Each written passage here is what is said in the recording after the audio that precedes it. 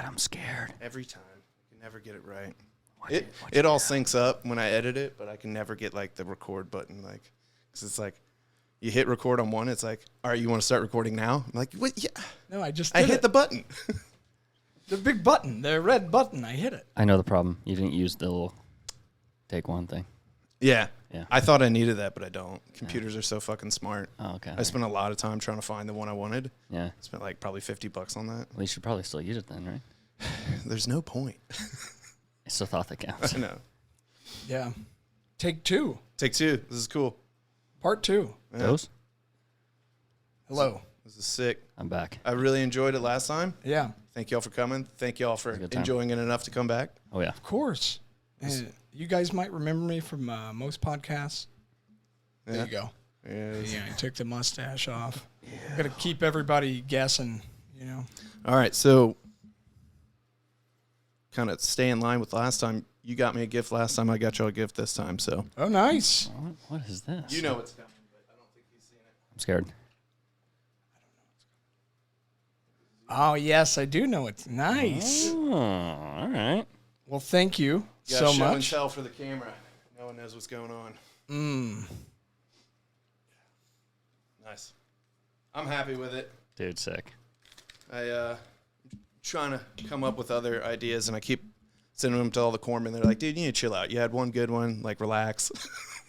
No, I really like this. 40 Mike. I love it. That's sick. Keep my Marlboro Reds. There you go. Yeah. Soft pack. Yeah. I like it. Thank you. You're welcome. I would wear it right now, but it's super hot in here. Yeah. I'm doing the hoodie for multiple reasons. And you just hazed me, so, yeah. Yeah, we did another workout. It was fun. I like that idea. I think I'm going to incorporate it in anyone that's willing. Right, yeah. Nah, make him do it anyways. Yeah. That's what I talked to Justin about. I was like, hey, do you mind if I come over a little early? Then I hit you up. And I was like, do you mind if we come over a little early? Do a little workout? Get the blood going. Plus, I just turned 37, right?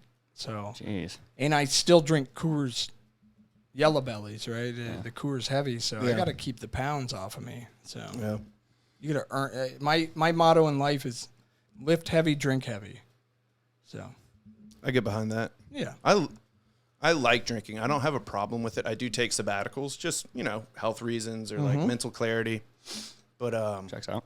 when I was in Texas for Christmas, I drank almost every day, appropriate times, noon to midnight. Right. And just constantly just like on the rocks whiskeys, and like I didn't fall over in my seat or anything, I didn't, hit my wife. Yeah. I enjoy drink. I just wish it was not unhealthy. Unhealthy. As unhealthy as it is, right? And I get a lot of people that are like, Speaking of which, yeah. I'm gonna have a nip. Y'all want to? I mean, yes. I mean, I can't say no to that thing. So You kind of have to. Yeah. It wasn't fully on camera, but this is the gift from last time. It's really cool. Appreciate that. Absolutely. Yeah, I get some people that are like, you need to stop drinking. And I'm like, first off, you need to fucking quit telling me what to do. Man. I don't come to you and I'm like, you know what I mean? Like, yeah. you need to learn how to parallel park. So in my thing is, if I get bad, which I can realize, and I have friends, right, that they can't drink. Like in Kentucky, they call it getting red, right? They get mad. If you identify that, like if I'm getting shithoused every night and I'm in my garage crying, Yeah, Probably time to I need to step back and really like evaluate my drinking. But if I want to drink, 6 beers after work and I'm still playing with my kids and laughing and whatever, and I'll go on my weeks where I just don't even think about it. yeah. Then that's where you need to like evaluate yourself and go, all right, maybe I need to slow it down a little bit or just stop.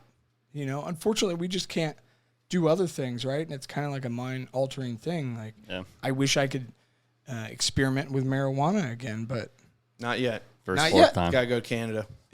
Not yet, right? Until I get out. But I feel like that'll be healthy. Then you see people that get out and they're doing it every day where it becomes unhealthy. That's where you need to identify it look inside yourself and go, all right, man, I need to stop. And to calm down. I'll cheers to that. Oh boy, I gotta reach. Hiya. Oh no, That was nice. we caught it. I think it was a. He spit into my drink. Yeah. I witnessed the whole thing. Hopefully the camera got it. Now we're best friends forever. You cheers and your spill Yeah. that didn't went into his glass. That's good. A little spittle. I like I've seen that in one of those videos on the internet. I think it's called a spit and swallow. Wait a minute. Wait a minute. Is that? Hold on, let me see. Is that on the? I don't think that's on the. Yeah, that's question number 9. Oh, okay. Spit, how do you do a spit and swallow? We just went to Yeah. question 9. Damn. Yeah. We're good. Part 2. Here it goes down. That's really good. Not just saying that. That is good. I know, right? And again, like I said last podcast, like I'm not a bourbon drinker. When I was testing these, dude, I had bitch in my heart. Dude. Like you should have like, seen my face. I was like, but I got to this one, and we were all like, and we all voted, right? You're in like this private room that Buffalo Trace gave us, and yeah, we all voted. We had a whole platter of cheese, crackers, Charcuterie board. There you dude. go. Dude, you're fancy. I'm French. All right. I think that's No big deal. that's French. Were y'all supposed to spit the whiskey? No, it wasn't the wine tasting where you're like, delicious, spit in a bucket. No. What the fuck? At least I didn't get. That's like That's the like thing. high society shit. You can, because they don't want to get hammered drunk, right? And they're like, "This is delicious, Yeah. peanut and your," And also, you know, like it's also a big sale when they're Sounds doing like no fun. when they're doing wine tasting. It's a big sale, so they're like, I want 20 cases of this. I want whatever. And so my brother-in-law and my sister will get a little tipsy, and they've been like, I bought 5 cases of this, so here's bottles, guys. And Yeah. It's just like, I spent way too much money. Sorry. yeah. Yeah. Yeah. Okay, I see it. All right. If I had money to spend, I'd probably do the same thing. But I don't know if I would. I don't know. I think I can get a good bottle of wine. wine is gross. If I can, I like wine. I don't think I need to go above and beyond into a spectrum like I'd already. it's like champagne. Yeah. You go get you a $13 bottle, Yep. and yeah, it's delicious. I popped a bottle of Dom Perignon, which That's like that is rapper. the It's that is actual champagne from France. from Francais. Yeah. Yes. And I didn't know this, right? And I've had it sitting in my whiskey cabinet, which I think was illegal, right? I'm pretty sure you go to prison for that. I know, Yeah. right? So I'm looking at it and Straight to jail. Some And- guy in a flannel and a beard will come to your Right. house with an axe. yeah, my buddy's wife was like, "No, that's not, this Corbel or whatever we're drinking, right? It isn't real champagne or whatever." And I'm like, "I got a bottle of Dom Perignon, is that?" And she's like, "Yeah." And I'm like, "Well, let's pop that fucker open, And she's like, "Are you saving it for anything special?" And I'm like, "Fuck no, like it was a gift." And I wouldn't spend $120 on that bottle, like Is it that much, or is that how? I know it's like. that one was a special edition. It was like $120. Okay. So, but I wouldn't. I'd be like, I'm gonna go get the 13. Yeah. I'm gonna go get 6 of those. Yeah. Actually, Yep. To delve off, I think the wrappers. The reason it's so expensive in the club is it's like $1,500 a bottle when you're buying a whole bottle in the club. That's why they're flexing and flossing, so to speak. Jeez. I know things. yeah. No, mean- I've never been a part of that, but I've bumped to Lil Wayne in the car. There you go. Absolutely. You take 4 shots of Blue Label, and at a bar, and you might as well just go to the liquor store and just Right. get a bottle. 'Cause that's what your tab's gonna be. Yeah, it gets silly, and that's like as you get older, you learn how to drink. You learn what a good time. You learn what's worth it. Yeah. Yeah. My brother would be like, do I really want to buy a beer? And we're like, just buy a beer. He's like, fucking beer at my house, man, where I'm more comfortable. Yeah. And Not surrounded by. it's random really people. upsetting. And if they're tuning in, Oh boy, here we go. We're 5 minutes in. Calm down. so as a Bud Light fan, right, before we put the headphones on, Right. 2010, I went to Golden, Colorado, and then did a free tour, Coors Brewery, amazing, free tour, and then, they take you through everything. You get 3 fresh beers at the end. And I automatically switched from them, you know, and later on in life, I started going this thing called Costco. Oh I don't know boy. if you guys have ever heard of it. I snuck in one. Okay, Literally. yeah. Checks And, out. you know, like Yeah. you need a membership. I don't want to go too in depth, right, with our secret society, but Real quick, I think your nipple's on camera. well, now we all want to look. Now you made it weird, dude. Yeah. Well, I go to Costco and they have these things called Kirkland Lights. What? Okay.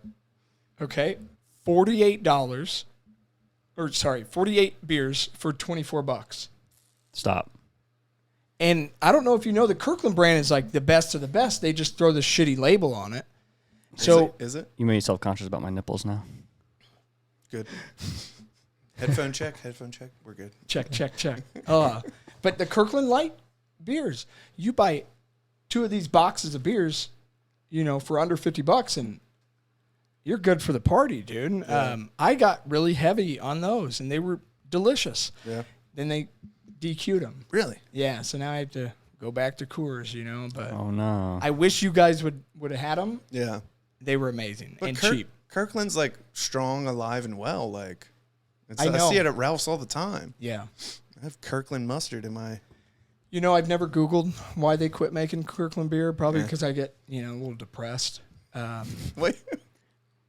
Okay. The bang for your buck, you know. And I Yeah. was just like, I went to Costco once in Hawaii, and I was like, no Kirklands, you know, like, Yeah. damn it. But I acquired a taste for them, right? And I was like, dude, I buy a box of these, 48 beers coming in a box.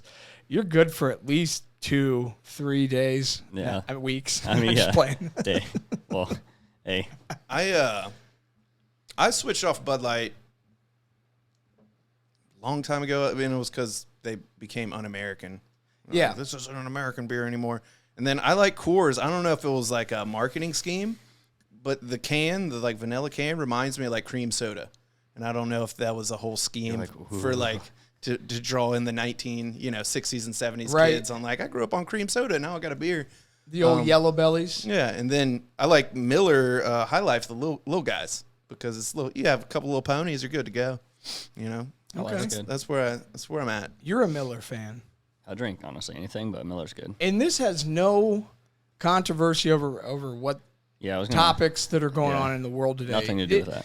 You got to understand, like, depending on where you grew up in life, right? It was either Busch, Bud Light, right? The Bud Light was the go-to for my like early 20s. Yeah.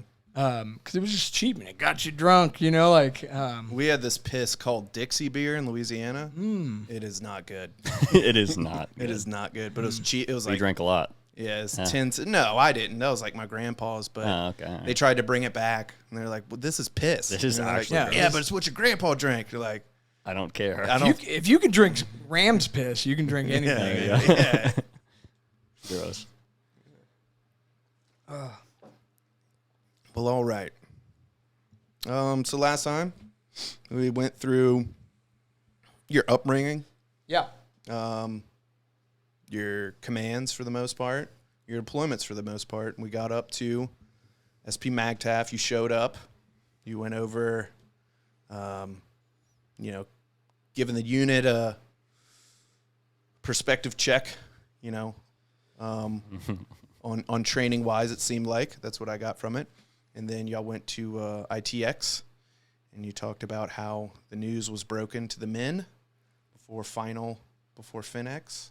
Yeah, day like 48 out of 53. Yeah. It was Yeah. broken, yeah. Said you gave him your speech after to try and get him in the game. Suck it, asshole. Yeah. And straight up, like, it was to keep their minds going, because what my point I was trying to get across to the dudes was, we're going somewhere. Yeah. Like, no matter. Okay, say Special Purpose MAGTF got shifted. Is that going to change? Like, are we still going to move? Are we still going to go deploy forward? Yes. So why should that change our mindset? Mm-hmm. Even if it gets brought back, which it did. Like, oh, I remember you cried on your rack or whatever. You know what I mean? Like, which I witnessed, someone do, a higher figure. Not me. No, different company, but like Big girls just, don't cry. I mean, just sat on his or her rack, was just mopey, and it's like that's what I remember about you during that time. Yeah. I don't remember like, hey, whatever, man. We're ready.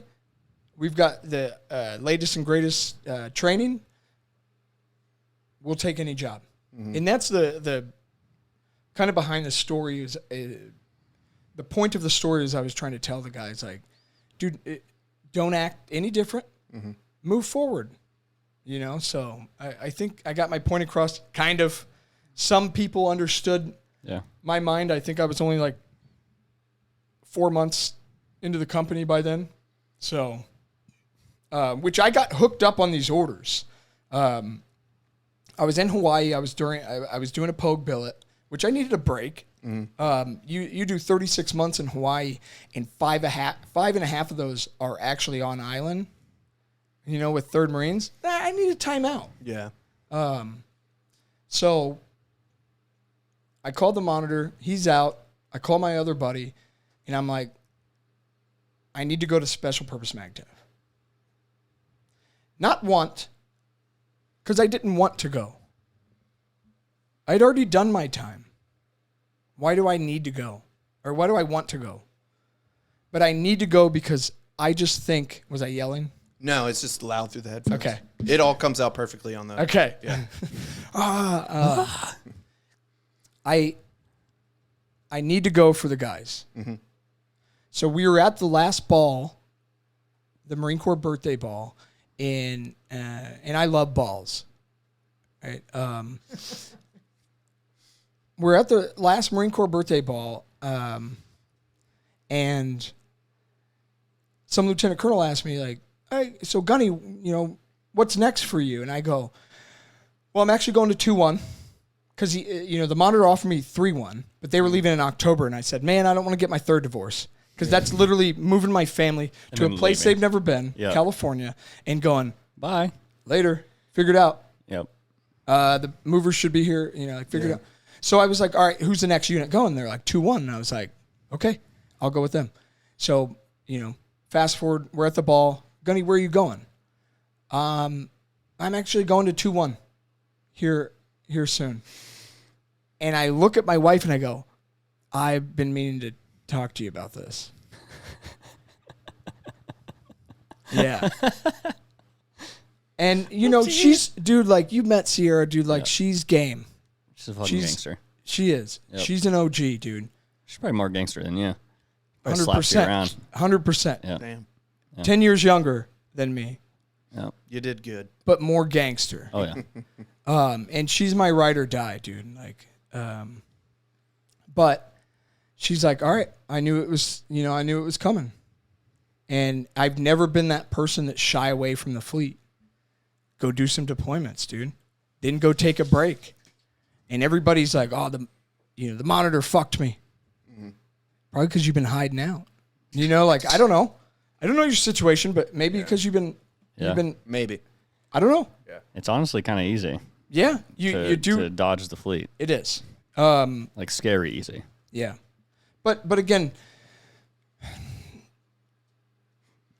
she's from Hawaii, and I was like, all right, she's ready to go. So we move here, 2-1s in the field, and dude, I'm already getting hit up in Hawaii about, we need you as an RSO on range, whatever. And I was like, I go, hi, how are you? I'm fine. My name's Brett. Yeah. I was like, it was no welcome, no fucking anything, which was kind of upsetting. Hit the ground running. Yeah. Yeah, and I get it, but also too, my reply was, I don't give a fuck about 2-1 until I check into 2-1. Right. I care about my family. Yeah. And this was a big turning point. I was 16 years in. This is a big turning point for me to say that, because it's always been like, figure it out, babe. And I'm running with the dudes. No, dude, I get my 10 days. I get some leave, like house situation. Like, I need to figure this out for my family, who in the long run is going to be there for me for the rest of my life. Yeah. Unfortunately, the dudes are going to be there for a short time, hopefully for the rest of my life, keeping in touch. But you have to think bigger picture. So anyway, I get there, and we're doing field ops. I'm trying to buy a house just because why not? Yeah, no, I mean, And if you're going to be someplace a long enough time, shovel that BAH into a mortgage and Right. not someone else's mortgage for their, you know, and, in the form of rent. And 100%, dudes, whoever's watching this, I'm an ASFAB waiver, right? I took the ASFAB in 2005. You know, I see Fallujah kicking off, Fallujah 2, and I just remember it was Rockstar energy drinks. And I just remember looking at my Rockstar hitting ACDC. And you know, I came 1 point under the ASFAB, and they're like, well, you're clinically retarded, or whatever. And I'm like, don't care. What does clinically mean? I want infantry. You know, like, I don't even remember reading half the questions because I wasn't even looking at the screen. Not to say I could look at it right now and pass it. I don't know. But also, too, like, I own 2 houses. Like, when I cash out, I'm $1 million in debt right now, but it's real estate debt, right? Yeah, it's different. Oh my So if you God. guys... That's just as good as student debt. It's almost better. Wait a minute. Wait. If you guys need any advice, like, hit me up, dude. Like, and a lot of it's taking risks. So you're declaring on this podcast that you are officially a licensed Absolutely not. financial advisor? Absolutely. Yes, Well, call actually, him I right now. I am a command financial specialist. There you go. Put it Yeah. on the resume. Yeah. I don't want to brag. I took a 2-week course, I took an hour course. dude. But you know, and it's about taking risks. And it was right before the big spike. So like, literally, we're on deployment, and I'm watching my $560,000 house bump up to $900, and I was like, oh shit. Which I don't think I'm gonna sell. I think I'm just gonna kick it. Keep it. I've owned a house, and then I sold my deceased brother's house, and both of them have like substantially. Yeah. And this is Louisiana. This isn't anything fancy now. Right. And it's just like, it just keeps going. I'm like, man, if I would have held that, you know, woulda, coulda, shoulda. Yeah. If I would have sold Apple at this instead of that, you know. Yeah. Sure. But you know, you hold on to. They're not making any more. And that's my dilemma with Hawaii, right? So I own a house in Hawaii, a 4-bedroom house, awesome place. They're not making any more of the island. Mm-hmm. However, this goes out, washer machine goes out, right? Water heater goes. There's things that you have to prep for that are stressful, and if you're already going through a lot of stress in life, that's just going to be your tipping point, or you know. Excuse me. So, if you don't plan ahead, and there's been so many times where I'll get an email from my property manager in Hawaii, and they're like, "This is wrong," and I'm like, "Babe, let's fucking sell it." You know what I mean? Yeah. Let's make $300K, and she's like, "What would we do with it?" And I'm like, "Yeah, you're right." You know, so okay, we'll fork out the extra $500, buy a new washer, blah blah blah blah blah. You know, like there are things. If you can afford it, then hold fast. So Remind me after the podcast. I might have a strategy for you about homeowners insurance. When I rented, I had to pay $100 anytime. I've been hazed through my neighbors because I keep my neighbors up to date, right? Because they always tell me like, this person has this, right? They're like, dude, you need to get homeowners insurance, and I'm like, shut up. And it's like $75 a month for like Home Shield, right, or whatever, and they'll replace anything. Right. That's what. So, okay, we will talk offline after this for all right. sure. Yeah. Because I need to. Hawaii's, you know, and my wife's from there, right? Not from Oahu, not from that island, but I mean, I plan to go back one day. If not, I got a 4-bedroom house, dude. Like, have the boys over one day, right? Yeah. Or give it to the daughter or son, like. Yeah. Yep. It's the dream, right? Yeah. You know, give them the life you didn't have. Exactly, dude. That's the dream. And the thing, like, to top off too, my son was born, right? Well, 2 weeks later, I get his Social Security card, right? The number is, no, I'm just playing. I get his Social Security card. Who do I call? Navy Fed, hey, I want to add an authorized user Yeah. to my credit card. Yep. Same as I did with my daughter. Because Navy Fed, and you have to look into this, your bank, if they report authorized users to the credit bureau, you have to look into it. I know Navy Fed does. I add them as an authorized user. My daughter and son right now are building credit. Yeah. And the last question they ask you, right, over the phone, they're like, oh my God, he's like 2 weeks old. Do you want a card for him? No. No. No.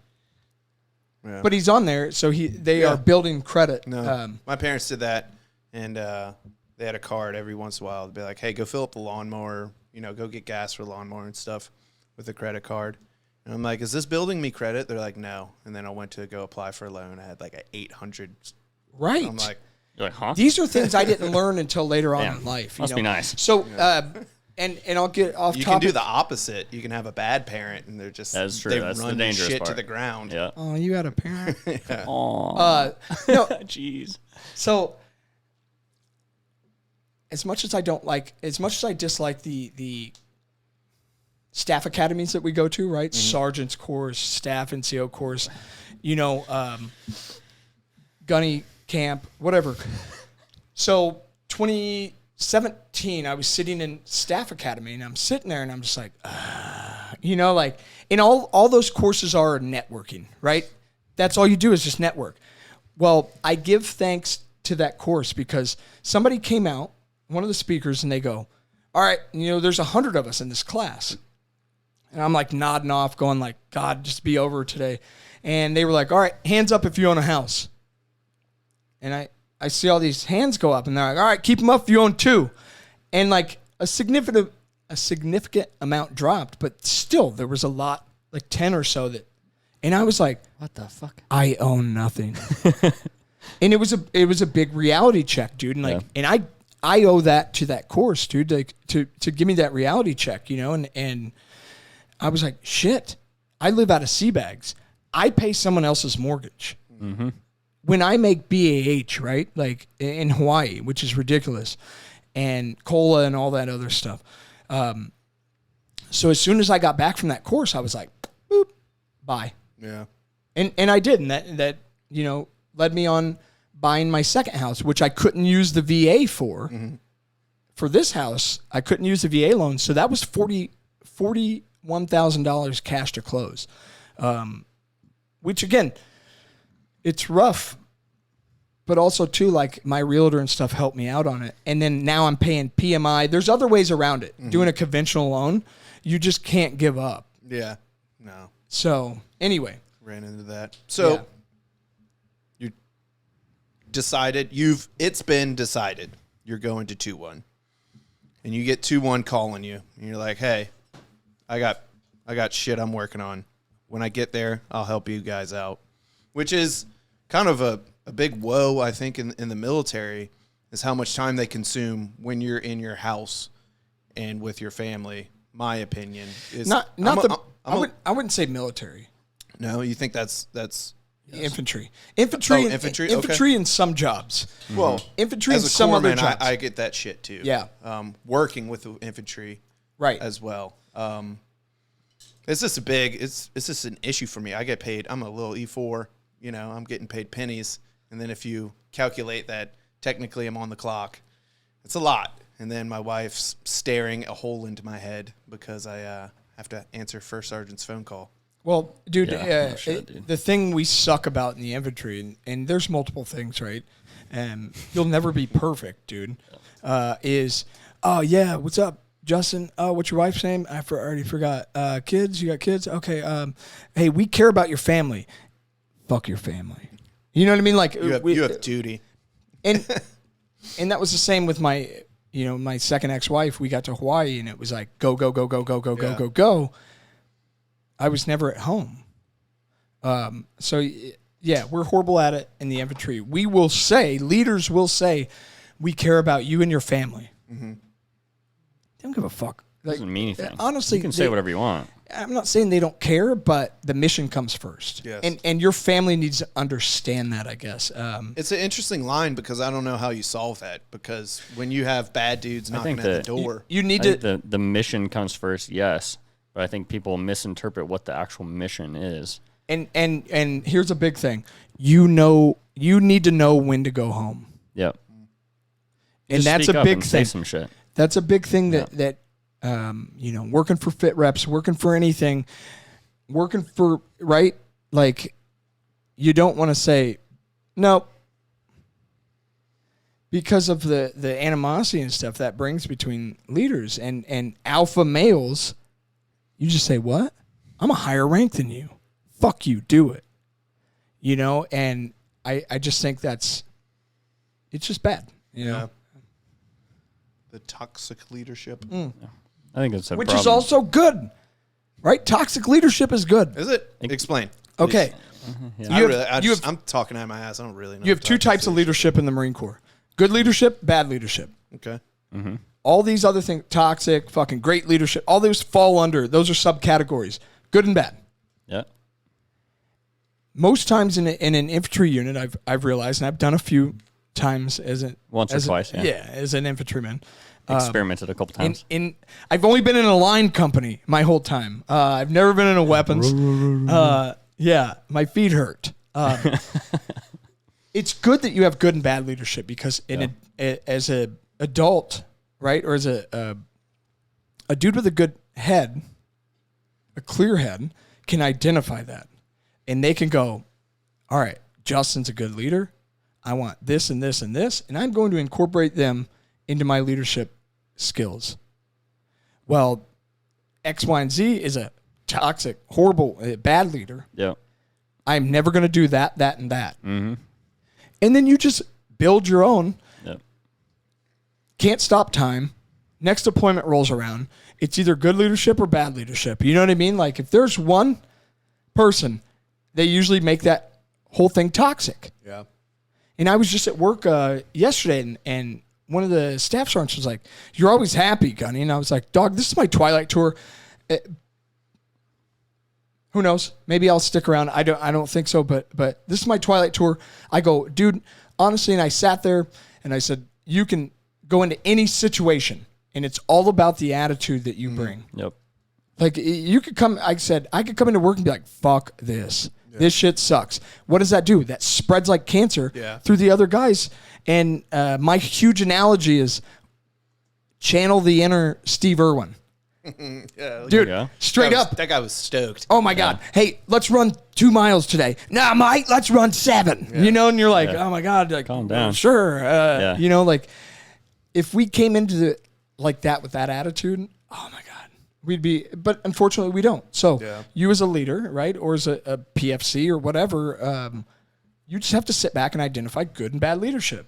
2 words, good, bad. And I think the beautiful thing with that, like about the Marine Corps, that I think maybe younger dudes don't understand yet, is like your boss is only there for like 2 years. And I love it. Think if you were in a corporation. Yeah, you're gonna have that. You're there same for 20 boss. years. Yeah. Like here, you have a shitty boss for like 2 years, and then he fucks off. You never see him again. Never again. And then you get some other dude that might be good. Bro, think about it. It just goes up and down and up and down. Everybody's like, I fucking hate the Marine Corps, man, right? And then they get out and they're all wearing their moto shirts, dude, right? But up. also, too, you're working a job now at the 7-Eleven, and your manager is going to be the manager for the next fucking, like, 15 years. Yep. So, and he ain't going to change. Justin brought up a really great point. So, again, you can't stop time. Nope. If you accept that there's 2 types of leadership out there, good and bad, and you know how to identify them, and you know how to pick and choose and mold into your own, then you'll do wonders. Yeah. But anyway, back to the topic, 2-1. 2-1. 2-1. All the fun. All the fun. So you show up, you get your shit. How long? I'm going to Italy. How long did it take you to get your home goods? I don't remember. All good. I plead the 5th. All right. I don't remember, to be That's honest. the second time. There's a lot of things that I don't remember. That checks out. I'm getting closer to 40 as you are. You meet more people. Yeah. More faces. You're compressing data in your head. I've been to however many commands. I've been to, and then I have people that are like, oh, man, we should have hung out more. You do the going away dinner. And, oh, man, you never came out. I'm like, yeah, dude, I got a family, and you guys are, 2-year friends. Yeah. It's sad. It's hard. It's hard to juggle. Those guys that I, bled with, they get the phone call, the text, the whatever. But, the casual friends I was with at the ER, yeah, they're cool people. I like them. I text them, but, you're a junior guy, and I'm, still a junior rank. And it's just like, I know how this works, man. Like, it was very nice meeting you. We'll stay in touch. It's like, bud. No, you won't. No, you won't. Not really. Yeah. Until you're leading a corporation one day, and I retire out of the military, and I'm like, you remember me? Well, there's networking, right? Yeah, 100. I believe in that 100%. But what I call those people, right? Acquaintance. Yeah. No. There's a hierarchy. I had someone break it down. It's like, oh, there's a buddy, there's an acquaintance, there's a friend, and then there's like a good friend, there's a best friend, and then people you start to associate with, like, oh, this is family. Yeah.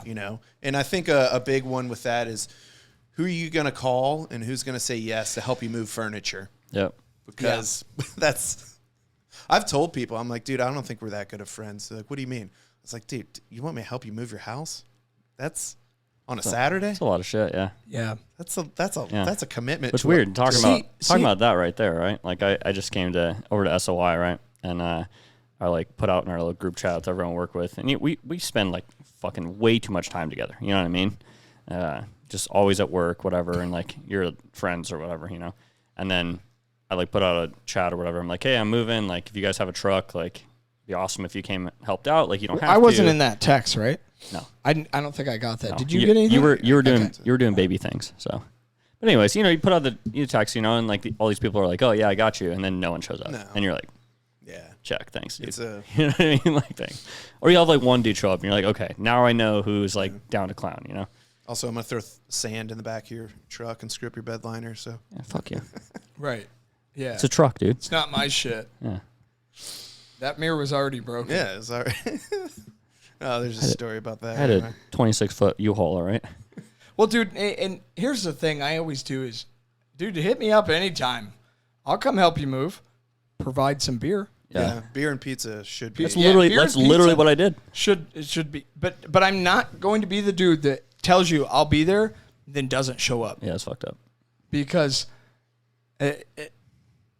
why the fuck would I do that? Yeah. And also, too, like, that's what I would get mad at.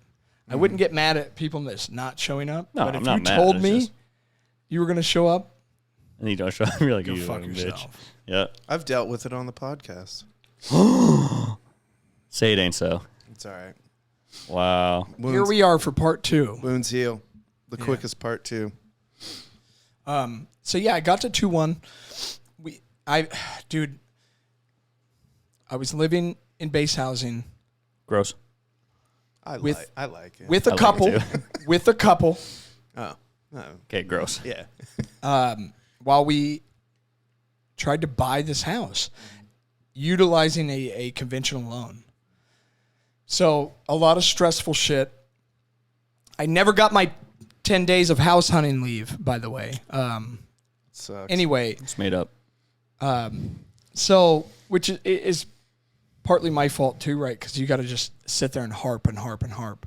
But I'm trying to go to the field with these guys, as well as come home and be a good dude and family man and provide a place to live for the family. So that was a little bit stressful. I got there, and we talked a little bit about it last podcast. The guys, their intentions were right, but it was little shit, right? Little things that they were messing up on that someone who'd been to Iraq and Afghanistan before had seen people get killed for, right? And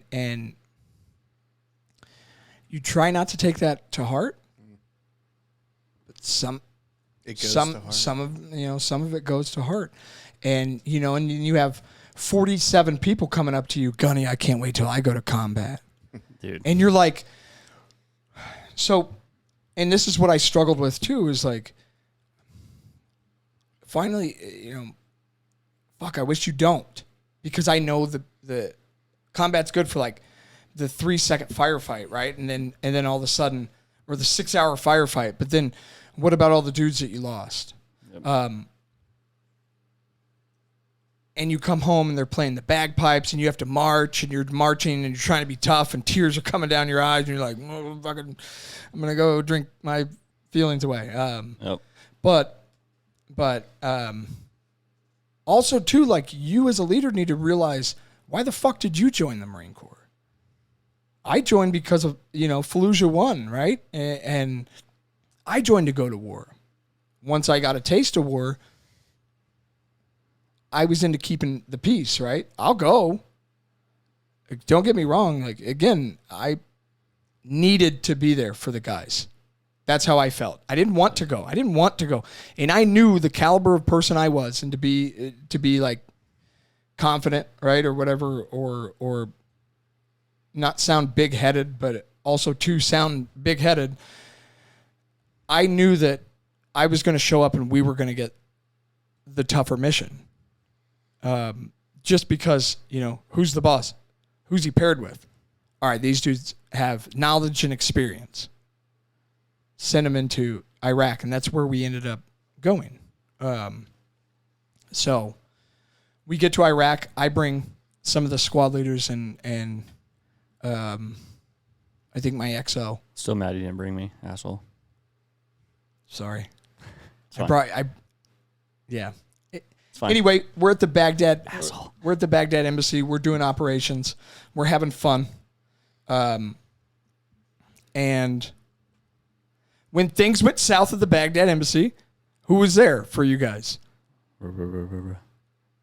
So we had one big thing at the Baghdad embassy where, like, is it talkable or no? To an extent. So like classification. you had a force that was ready to overrun the Baghdad embassy, and they were close. Was this in close time as well to HKIA or no? Was this kind of Maybe like midway through, maybe? it was like a month before, maybe. Yeah. Okay. Yeah, because I was only in Iraq for about 4 months before I left. I think it was like a month before, yeah. But That was a wild time. yeah, Oh, boy. during that time, Oh, boy. That's where you see people's true colors show. You can talk all the shit you want, but when, like, shit is about to hit the fan or even does, you know what I mean? It doesn't have to, but it's, like, close. Like, you see people go fucking straight, no idea. straight internal. And we're not talking about junior guys. No. Yeah, no, I know what you're saying. Okay. Holy shit. I saw a little bit. Holy shit. Yeah, I'm sure. So anyway, we go through like a few big scares, right, and drones and whatnot. And anyway, I'm just so fucking proud. I'm proud of the dudes, right? Because at that point, we're standing posts, we're doing all this, we're doing ranges. This is a squad leader's fight. Mm-hmm. And I couldn't have been more proud of you guys. Just putting in the hours, doing what's right. I would tour around every once in a while and just check on you guys. And you guys were doing the right thing. 9 times out of 10, doing the right thing. And it wasn't rough living, dude. It wasn't like my first tour in Iraq, right? I had a dishwasher in my. I heard. I had a recliner chair. Oh, yeah, dude. that shit was. I had my own room, dude. I heard you talking to my gunny about like where you were going. How nice. It was good where we went until I had to leave. You're like, fuck. Yeah, I was big upset, but yeah, we had really good food. It was a little weary, but I heard y'all's life wasn't bad.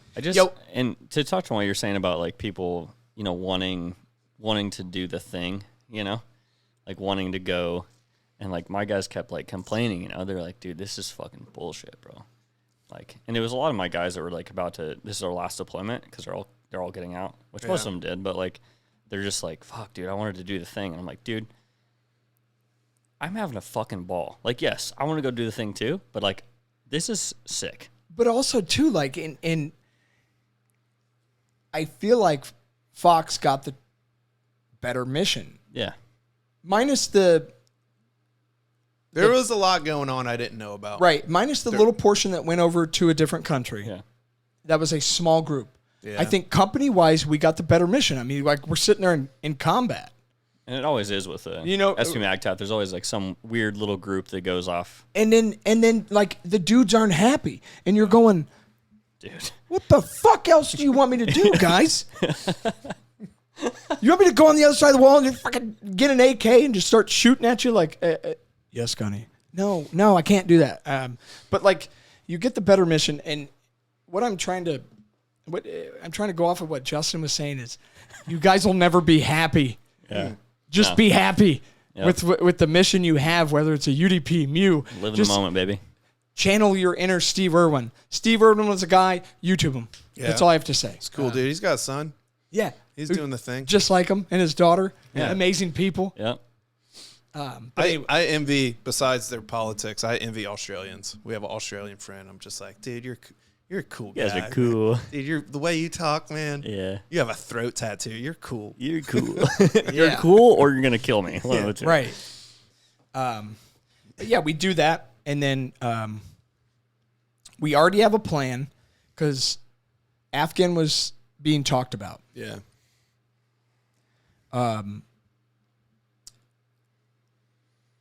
Afghan was. I'm sorry, I'm pausing. I'm just trying to unclassify my conversation. So Afghan was being talked about, and every day it'd be brought up. Gunny, we going? And I'm like, dude, I don't know. So anyway, halfway through our tour in Iraq, we're like, all right, let's start rotating people back to Kuwait. Because in Iraq, we had a range. Yeah. But it was a short bay range. There were so many things you can do with this Look that up. range. Yeah, Google that. There are so many things you can do with this range until you're just, right? Until you're just repetitive and you're like, all right, dude, you're trying to get sexy over this. Kids. You're trying to get sexy over this, and it's like, no, dude, just do a headshot. Oh my God, they're still dead. Quit trying to tuck and roll as you're firing on the move. So our plan was to rotate a platoon and a half to Kuwait, where they had better training opportunities. I move out. Yeah, I'll just say I move out. I move out Okay. as the forward observer to Kuwait. Yep, there you go. And start mapping out all these ranges, and I meet Justin's platoon and part of another platoon, and we start doing doing these ranges, right? I don't know if we actually did one. We did. Like you two, like went together. Is that what you're saying? Or So I went there as like Advon, right? And I'm like, all right, I got their training plans. I've got them all locked on. I've got transpo. I've got all this stuff. But I think everything kept falling through. Yeah. Then all of a sudden, I get a phone call. So I just got off a phone call with my wife. Love you, babe. I just got off a phone call with my wife, and I was like, yeah, so we're not going to that thing. Yeah.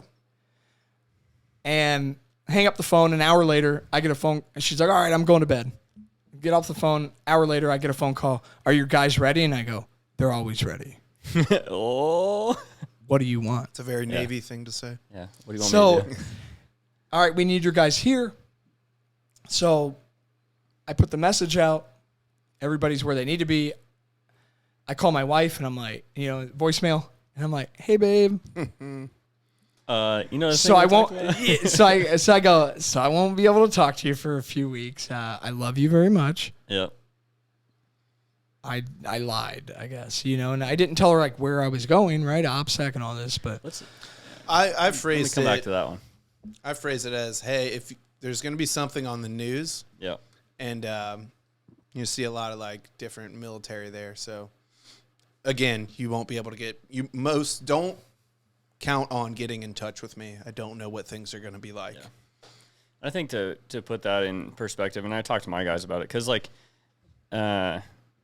in my experience, a lot of, and again, what Bro was talking about was like everyone that joined the infantry wants to do the thing, right? And then if you go on a deployment where you're not necessarily doing the thing every day, I think a lot of younger guys feel they need to validate their existence. You know what I mean? They feel useless. Yeah, and I'll hear them over there like talking to like their, you know, like their parents and, you know, like their girlfriend or whatever, and they're saying some shit that's not like they're trying to like beef it up. You know what I mean? And I always tell them like, dude, you can't, especially like your family. You know, like you can't be telling them shit like that. Like you need to calm the fuck down. Because think about it, like you brought up the news, right? Like they're seeing it from a totally different perspective, and then the news obviously bumps everything from 2 miles an hour to 102. Yeah, they need views. Yeah, so you need to tell them like, hey, something's going on, but like don't be fucking trying to stroke your ego to your loved ones, because like they're at home, right, sleeping in their bed in America, thinking wild shit. Or not sleeping. Yeah. Or not sleeping. Like, don't be an asshole and, like, tell them you're doing some fucking weird shit. Even if you are. Like, Yeah, wait till later. don't lie to them, but, like, a little white lie to let your loved one sleep, I think is probably good. Yeah. That's just me. Yeah. And then we get the call, and I'm going to set the stage, I think, for this. Can I tell you my perspective of what I kind of saw a little bit? Absolutely. So Please. for I want to say like a week solid, my Marines packed guns, 50 cals, 240s, ammo, JAVs, prep vehicles for transport. Yep. I want to say maybe even 2 weeks, and like it was on. The tempo of everything changed. A serious, ominous tone came over everything, and it was ready to go to work. We were going to ranges and doing things, but it was time to like get fucking serious, get your med bag like really ready for real shit. Hey, you're going down to the CP, you're getting narcotics. This is a big deal. Yeah. If Witnessing you signing narcotics, this is not COP. This is SL3. This is like a weapons card. You fucking lose this shit unaccounted for, you're in big trouble. And then we drive to the airport. And I'm assuming you all flew in, or did you came from Kuwait as well? Yeah. Mm-hmm. You were at our base, right? And I see you and my gunny link up, and they're like, "Hey, we're going on Advon. We're getting on a flight. We're sleeping on the ground. We're like sick. I know that guy, and I know my gunny. He's fucking awesome. So like, we're gonna have some good intel. Love you, Troy. When we get up there." And then y'all go. We get there however many hours, maybe like 24 hours later, because we're sleeping on the ground. We wake up, fucking almost pissed myself waiting on the tarmac for like You're 4 welcome. hours. dude. You're welcome, by the way. Oh, You should talk about that flight on the way in. Oh, my God. Oh, dude. All right. So to lay it out, I'm not here to bash anyone. I think anyone that's watching this knows the good and the bad that happened with this. We don't even talk about that shit. Yeah. Unfortunately, there are a lot of things out there right now, right? And they're like accountability. We're not going to get that guy that's like, all right, hey, go ahead and blame me. Yeah. So I think with all the bad stuff, I think we need to talk about, what really happened and focus more on the ground. But we were the first ones to the airport in Kuwait. We're going down there, and all of a sudden they turn us around. Yep. I jump out of the vehicle, and I'm like waving this person down because I was vehicle 2, and I stop vehicle 1, and I'm like, "What are you doing?" Our flight got bumped. And I go, "Don't care." No. I go, "Don't care. Turn the fuck around." My guys will go there and sleep on the fucking ground. Yeah. Because that's common though. I've done that before. Right. And absolutely. But you're dealing with a lot of people that haven't. Yep. And if I wouldn't have turned that convoy around that carried half of our guys, we'd be doing the same thing tomorrow or the next day. Yeah. Stop. They're infantrymen. So we went there. Professionally homeless. Right. So we went there. I staged everybody on the outside of the airport, outside of the waiting area, I guess. Yeah. I go in there. I see fucking gravel. I go in there and I see all these the green boys. Yeah. With all these brand new weapons and all this stuff, and I was like, "Whoa." Who the fuck are you? Finally, I find the person with the clipboard. Yeah. Some chief warrant officer, and I go up to him, and I'm like, "Hey, what's going on?" Oh, well, the MEU took this flight. And I was like, well, okay, got it. You're all here. You're here first, sure. And I'm looking at it's strat. Yeah. It's people that are just like, again, like they don't have optics on their weapons, right? And I'm like, okay. No, I saw many 18.5-inch long stock. I am reading the room, okay? So again, I'm with the clipboard guy, and I'm like, all right, hey, how many seats you got available? And he's like, Gunny, right now I think I have 10. And I go, bet. Yeah. We'll take those. So then I find y'all's CO, and I go up to him and I go, they got 10 seats. You guys are here next. All right, weapons was next after Fox. And I go, give me 5. I'll take 5. And we'll send an advon over. And the whole time, our command is flipping out. No. And we're like, shh, we can't hear you. We're going through a tunnel. Yeah. So dude, we get on this flight. They kick us off this flight. Me and Troy and a few others. I was so confused. Like, what the fuck's going on? Yeah. They kicked us off that flight 5 times because I drugged this dude on the flight with me because I want my squad leaders there. I want them to. I would want that as a squad leader. Absolutely. And they kicked us off 5 times, and I was like, yeah, check. Yeah. And I was just like, hold fast. And then finally, the 4th time, I take everybody off the plane. I move around to the side of the plane. We go up on the other side of the plane, and we load in. And I go, just sit down, shut up. Yeah. And I looked talk to like the load master dude. We're like, hey, Doug, can we do the thing? Yep. And he's So like, yeah, I talked to the crew, and I go, we are the shooters.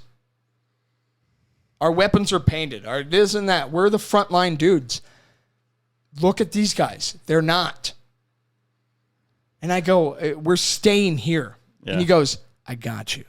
And I was like, yes. All right. So we all bed down. They tried to kick us off again. The load master was like, nah, fuck off.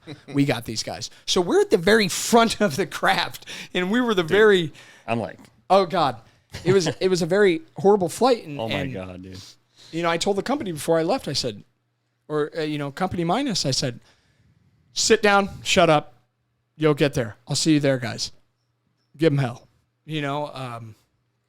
So anyway, we go through that whole debacle, flying through. We land on the ground. Gunshots are going off. Everybody's like, there's people like, Wah! And I'm like, it's not coming towards us. It's way up there, buddy. Yeah, you'll know when it is. You'll know. So we get there, and unfortunately, Troy was advon. Yeah, and ran into a high-ranking, yes, if not the man in charge. And he's like, you have a kid coming. Get out of here. That's the story I got. So he was already slated for advon. So to go home, like America, like USA. Yeah. And if you were slated already, don't care. See ya. Yeah. And it sucked because Troy and I'd been through the shit before, and we were probably like one of 5 people there. Yeah. So it was very sad to see him turn around and get back on a plane and leave. Yeah. I don't know if I did. That sucked for us. I don't know if I can handle that. That's some fucking. And yeah, I mean, like you got to think about your future stuff like that, promotions. You got to think about life. Like you can't just go, I reject your order, right? Like physically come, and it sucked to watch him go. Yep. But anyway, because I was down there to receive our guys, and I saw him just waiting for a plane, and I was like, damn it. I didn't want to run into you because I was like, I knew what was happening.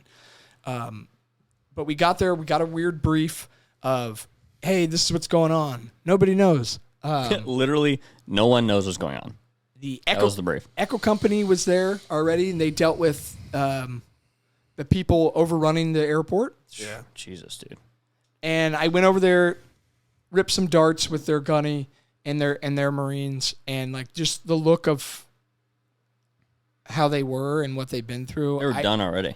I didn't register it, right? In your mind as an infantryman, you're like, okay, what's like? Come on. So we're a pretty significant event on the news is people overran the airport. Yeah. Were hanging on the side of a plane and dropped out of the sky and went, according to HM2, I know, they went splat. And he went and helped scoop up the bodies.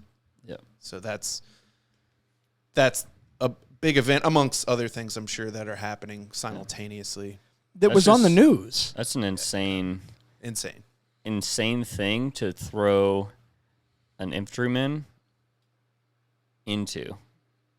Like, we weren't there for that yet. But and like, we were that's never just prepped. That, like, what do you do, right? Because all you get trained for is, like, shoot gun, do the thing. Yeah. How do you push back people that, like, you're not... And... You know, like you can't kill them because they're fucking normal. They're people. women and children, right? And like, if this person is willing to get on the fucking wings, outside of a plane, the wings of an aircraft, of a house, right? The C-130s and 17s, like bigger than my house, a house that flies in the air. Yep. And thinking that that is their only chance. Yeah. You need to step back from that situation as not just a leader, but someone in life and go, all right, who are we dealing with? Yep. Yeah. Okay. Put yourself in their shoes. Got it. Yep. Yeah. Yeah, I'll put a pin in that one because I got some things to talk about. We were told that we were going to be in our vehicles. We're going to be on the inside, along the fence. This is my understanding. We're going to be along the fence, guns facing the fence as a show of force to those fucks. And the Army was going to be doing the pat-downs and the passports, and we were going to be that hard posture, and that was not the case. That immediately became not the case. Our VICs and our equipment if we didn't hand carry our 4 240s we brought between Cat Red and Cat Blue, we'd have had no automatic, weapons besides. And the thing I first noticed, as soon as I got on the ground, we were staying at the Chow Hall. Threw my pack down. We all were. Yeah. Threw my pack down. Okay, to reference, the Chow Hall was like a building with nothing in it that we just slept in. Yeah, and then everybody got sick from eating old food. Yeah. I did, like day 3. Me and my first sergeant were shitting. You guys ate? Yeah. Yeah, what the fuck? We ate some old chicken and rice and I farted in my sleeping bag, just shit myself. It was great. Yeah. Military. So throw my pack down, go to the COC, right? And I get the brief. What's going on? 2 minutes later, that changed. 3 minutes later, that changed. Okay, again. Okay, just like the people that are on the wings. Right? You got to step back and go, okay, nobody has a fucking solid plan. Yeah. Why am I the only one realizing this?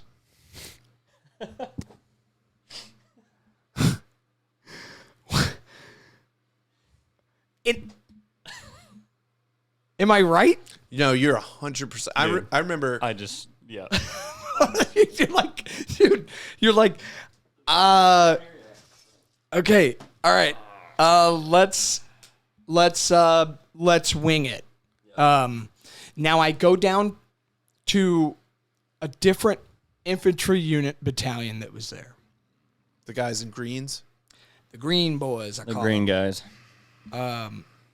Stacked up green guys. Because when they stand in front of bushes, I can't see them. Yeah. Major pain reference. You ever seen a black guy in greens smoke in front of a palm tree? I've not. Me neither. Wait a minute. He got you on that one. No, for real. Like, there was a corpsman who's smoking in front. I was like, the fuck? Swag, what are you doing? He said, I'm smoking. Like, dude, I look like you're sniping people, man. Anyway, sorry. I digress. You're good. So I go down to El Northgate. Okay. you're with the green guys, and you. I'm with the green guys. I'm looking for a famous terp that was going on through social media and who's publicly, like announced, I need this guy out. He or she has maybe written a book since then. And I identify him. Boom, there he is. There's him and his family. Cool. And I'm looking like at these Marines at the gate, and they're just like, bah, they're done. Yep. And I'm like, man, they are very violent. Yes. And I remember this, and I don't think this gets talked about, right? And like, they were just very violent, and they were violent from the top down. Yep. So I go outside the gate. I get screamed at. What the fuck do you guys want?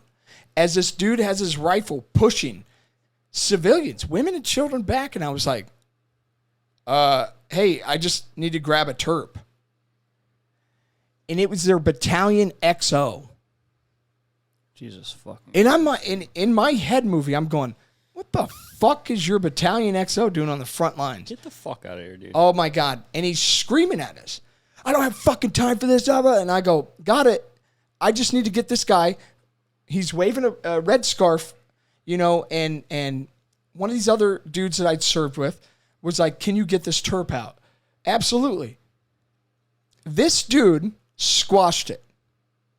Screamed at us, made us feel like shit. He was the battalion XO.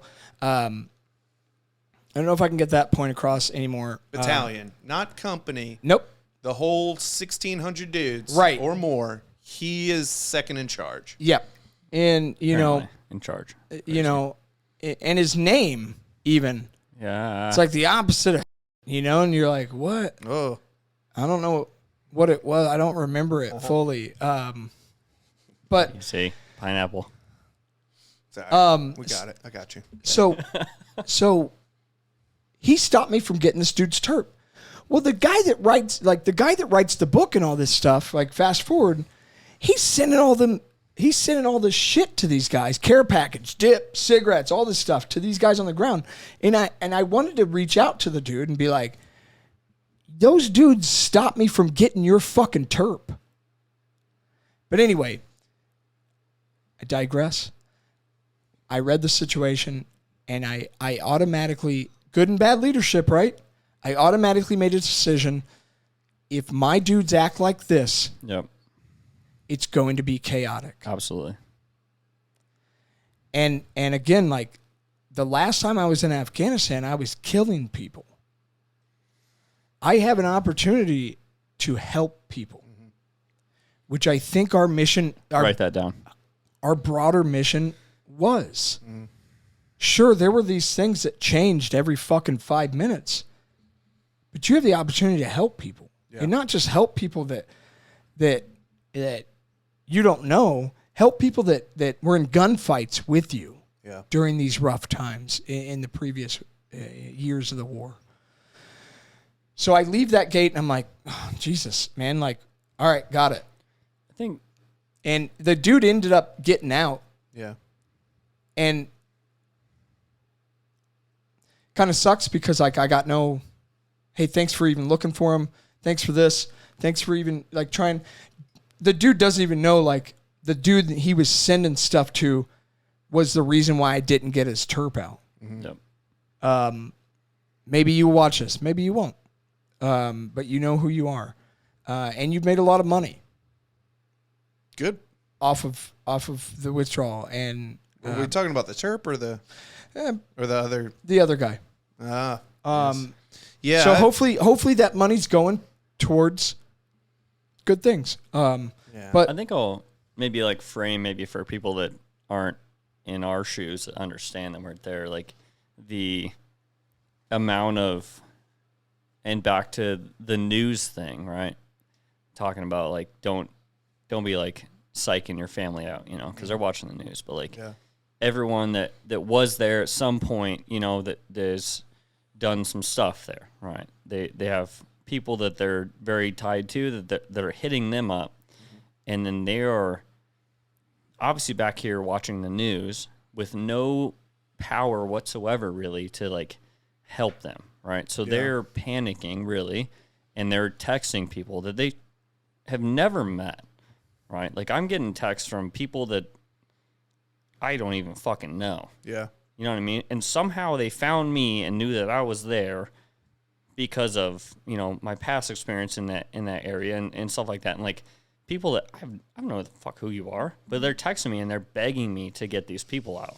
Yeah. Because of what the news is saying. Right. Right. And like that's just something that I think that is wild and was wild. Just like people texting you like, hey, this person will be holding up a fucking piece of paper that has like a fucking star on it. And I'm like, dude, okay, bet. Yeah. Because you can't say no to that. Like, what do you... I don't know that person. I don't know...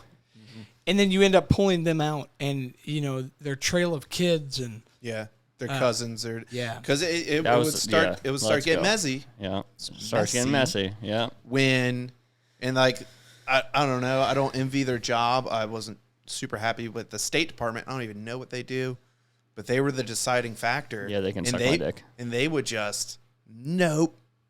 And then some of the families would go into tears and some I want you to put that in there. And they can suck my dick. Yeah, no. So, and then some of the families are just like, yeah, don't. All right. They're like second cousins or whatever. So being the company gunny, right? All right. I had the opportunity of being at the front line as well as going to the terminal, the PAX terminal, where they would get processed after the third time. They would get processed. Yeah. Seeing them get ripped away from their families there because those dudes were, the State Department was on different word. They were on a different word. I saw that as well, and that hurt. So, like, we had two gates down at the Abbey Gate. We had the forward gate, and we had the inner gate. At the inner gate, so you've already made it through us. The inner gate, that's where State Department felt safe and would check their personnel. Then they would make it all the way to the PAX terminal, register their stuff, go through another screening of the State Department, and they would get ripped away from their families then. They would be like, all right, you, and you can go, but you, and you, and you, and you, and you can't. Yeah. Send them on a bus. Then they would bus them down to the front line, the front gate, and we'd have to watch them walk back through, crying and sobbing. Yeah. That's when I started tearing up. When the hole in the gate, when I was pushing people through, that's when I ripped. I had a little cross patch. People go, doctor. I took that shit off. I was fucking tearing up. And I remember finding an officer. I was like, this is what we're doing? This is I'm stuffing a guy through a 2-foot hole in a chain link fence. This is what we're doing. He's like, yeah, it sucks. I was like, this beyond sucks, man. This is bullshit. Now to go off of what, like, yes, you did that, but you did that in a humane way. Yeah, I'm right? stuffing, but so I say stuffing. The other battalion was not like I don't know. I didn't. They were. I mean, shooting, warning shots, bangs, shoving, muzzle thumping, and I'm like, all right. So I gave these guys the loadout, and I said, hey, this is our mission. We're going to go sit outside the Abbey Gate. So day 2 of Afghanistan, right? Here's our mission. We're going to go sit outside the Abbey Gate. We're going to go provide security for the gate. We can't even see the gate. Yep. I give them ammunition. I give them regular ammunition, and then I give them tracers, non-lethal ammunition. And I tell these guys, if we use this stuff, we'd already lost. Yep, absolutely. We're no better than the Taliban. Yep. So we go out there, we replace the green boys in this outer perimeter, and I know one of them. And as soon as we roll up, I don't know if you remember this, they're freaking out on this dude. They're shooting rounds over this dude's head. They're freaking out. You talking about the dude in the Connex box? Yeah. And we roll up, and I was like, hey, brother, we got it. Fuck down. We got it. Yeah. See you later. Go get some sleep. And we set in a defense, and I walk out there, I walk out there, weapon slung to my back. It's one dude. Yeah, what the fuck's he gonna do? You know, and you know what I mean? What the fuck I get out there do? and I bring like 2 people with me, Yeah. right? And they have their guns up, and sure, like I get out there and I'm like, hey, please shoot up. Make sure you don't have a bomb on you, like I know the fucking drill, dude. Yeah. And then I get close to him and I just talk to him. Yep. And the dude's just crying to me, and he's like, I was A&A, like the Afghan National, like Army, and all my documents are here, but I can't get there. But all the Taliban checkpoints, we can't get there. Yep. And I was like, brother, like, I'm sorry. With these documents that you provided me, right, I can't let you through. That's right there. So we pushed him out, not physically, but we pushed him out. Just talk to him and be like, hey, and dude. that's it. And that's kind of like what prepped me for what was about to happen. Agreed. Just in a little bit of defense, not too much of the green guys. There was definitely a point where fatigue, frustration, seeing so much. Oh, absolutely. Where like I lost my shit. Absolutely. I physically drug someone off. It happens. But I don't think 100%. I don't know if I don't think those green guys were at that point yet. I think they just were looking for. It sounds like they were just looking for a reason to act violent. To put it in perspective, right? Of their like aggression.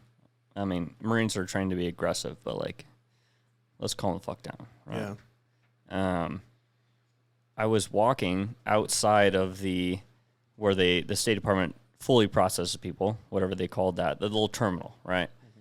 And I'm walking on, it's like the airport, like taxi road, right? And I'm walking over because I'm trying to figure out what the fuck is going on, right? Yeah. So I'm just walking with a couple of my team leaders, and I'm just like, what the fuck's going on? Like trying to like get layout of what's going on, trying to ultimately find a vehicle to steal. Yeah. Anyways, these guys, some like Gunny was saying, like some rounds just, they're in the fucking stratosphere, right? Like you can hear them. They're way up there. Not even close. Probably from us. Probably. Hold on. I'm getting there. From the military. I'm getting there. Right. And then there's all these green dudes lined up, standing security, I guess, just kind of standing there, whatever, show of force. As soon as that happened, they all start just shooting that direction. Overhead, right? Me and my boys are just walking overhead. And I'm like, the fuck, dude? So I look at them and I just go condition black angry. And I'm just fucking yelling at them like, what the fuck? Like, what are you shooting at? You know what I mean? Yeah. And I don't know what I said. Probably something I shouldn't have said. But I was hella mad. But they needed to hear it because from their leadership, top down, if I'm talking about the battalion XOs doing this, yeah, what's their battalion CO doing? But what I'm saying is, like, where I was walking, the airfield is where they were shooting across. Yeah. And across the airfield was, I don't know, this magical place called Abbey Crazy, where there were people. Yeah. And dudes. Yeah. And they're shooting that direction. I'm like, what the fuck are you even shooting at? Yeah. And I started yelling at some dude. I think he was like a Lance or something, and he kind of just like, I don't know. And then his lieutenant comes up and he's like, what the fuck? Who the fuck are you? And I'm like, dude, you need to calm the fuck down. Who also is a Lance Corporal. That was in the stratosphere. You need to like know your target and what lies beyond. Oh my God. What the fuck are you doing? I was like, all of my dudes are over there literally laying in the grass. Where do you think your rounds are going? And I just saw like the kind of the realization on his face, like, oh shit. Yeah. And then comes back to what you were saying, like the whole mentality of their unit was very aggressive. It was very violent. And nobody talks about it. And I think it needs to be. Let's go. I think it needs to just be brought up. Well, when I got there, what do we want to say the unit or no? No. No. That unit. The Green Boys. That unit, like, oh, dude, they fucking shot a dude. They Oh, yeah. This They were shot a lot bragging of about dudes. it. And then They shot a lot of dudes. towards the end of that, it turned out to be green on green. Yeah. It turned out to be like blue on blue, so to speak. And like oh, so they're just doing wild shit, hurting people, thinking they're, getting their combat action ribbon. And Which they all did. Which they all did. I'm sure they did. They all blanketed. Every single fucking one. Every single one. So again, I hope you know what's on your chest. Yeah. And I hope you wear it proud. You earned it. So again, dude, like to be on their defense, you roll up, right? All right. So we set out. Good and bad leadership. Let's go. We set out the defense, right? We set out a perimeter. Well, we get told, all right, hey, you're pushing out to the Abbey Gate. And I'm like, what the fuck is that? where's that? They're like right in front of you. And it's like, okay. So we rip with the Army. The Army stays. It's 2 a.m. We push out to the Abbey Gate. I go down. We're behind the inner gate. So again, there's 2 gates. Yep. That people kept getting them confused. Absolutely, dude. So there's Abbey Gate. So we'll call it Abbey Gate proper. Abbey Gate proper. There we go. And then the inner gate. Yes. Yeah. So Abbey Gate proper and the inner gate. So I stage my dudes behind the inner gate. And it's closed at this time. It is closed. So I push down to the Abbey Gate proper, and dude, it's the Brits that are there, spec ops are there, and they're just firing. Yeah, dude. I mean, so again, to go off of what, like to give the Green Boys some credit, that's all they probably saw. Yeah, but I don't know. Yeah. But like they could have made judgment calls on the ground. But okay, so push out there. They've got 2 vehicles in front of the gate. Mm-hmm. They got 2 vehicles in front of the gate. 50 meters down the road, they have a British compound. Yep. The hotel, right? Yep. Yeah. The Baron Hotel. So they would take their citizens from the Baron Hotel. They would drive them through the gate. And they would push out a bunch of Brits, push everybody back in a violent way, and drive them through and then shut the gate, put 2 vehicles right there. When we got there, I'm just watching this, and I'm like, what the fuck are we doing? What do you think that does? Holy to shit. People that are like shoulder to shoulder, holding their kids above their heads, dude, and watching someone else drive through. Whoa. And you're getting your fucking ass beat with a baton. Yeah. Oh, the Brits. Y'all talk about people being violent. The Brits. And again, like, I don't know what the Green Boys saw when they took over the North Gate, right? And any other gate, but I don't think they had any control. maybe they saw that, and that was like, all right, I'm going to act on that. Dude. I might know a guy who has a British beating baton that they had. It is a wooden club with a metal rod drilled through it. Yeah. Think about, like, what's that movie? Fucking Gangs of New York? Yeah. The cops that, like, beat the shit out of people? Yeah. And I caught a few of our guys with those. And I say our guys, I will be Pacific. I would say Pacific. Yeah. Because we're on the West Coast. Yeah. Yeah, there you go. So Checks you know out. what coast I'm on. Yeah. Pacifically. So The PX, Pacific Exchange. I thought of all you guys down there as my guys. Yeah. And I want you guys to know that. Like, you guys were all my guys. So I found a few of our guys with those. Like, use it not just like a souvenir. Like, and immediately it was. Fuck no. Yep. yeah, I saw a dude and I was like, hey, homie, like, I'm a corpsman, but like, get rid of that shit. Like, nah, dude. I'm like, you're going to catch a fucking charge of like no other. And like, then his buddies like chirped in like, yeah, dude, idiot, what are you doing? And he's like, what, dude? I fucking found it on the ground. Yeah. Like, well, the Brits use them. And like, yeah, they got different fucking rules. Like, oh. Different rules, and I think mentality is something we need to talk about. Like, and you started talking about it, but I think that mentality and what does the NEO? What does NEO stand for? Combatant something, I don't know. Operation. Bad. Real bad. Don't ever So do it. non-combat, right? Like it's like non-enemy something. I don't know. Look it up.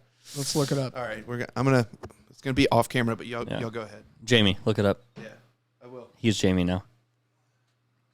now everyone watching this, is like, in tune with all the words and stuff. Like they don't even know what they're talking about. I just want you guys to say it out loud. Well, you weren't there, dude. So no, I was there. Again, I'm just suck my dick.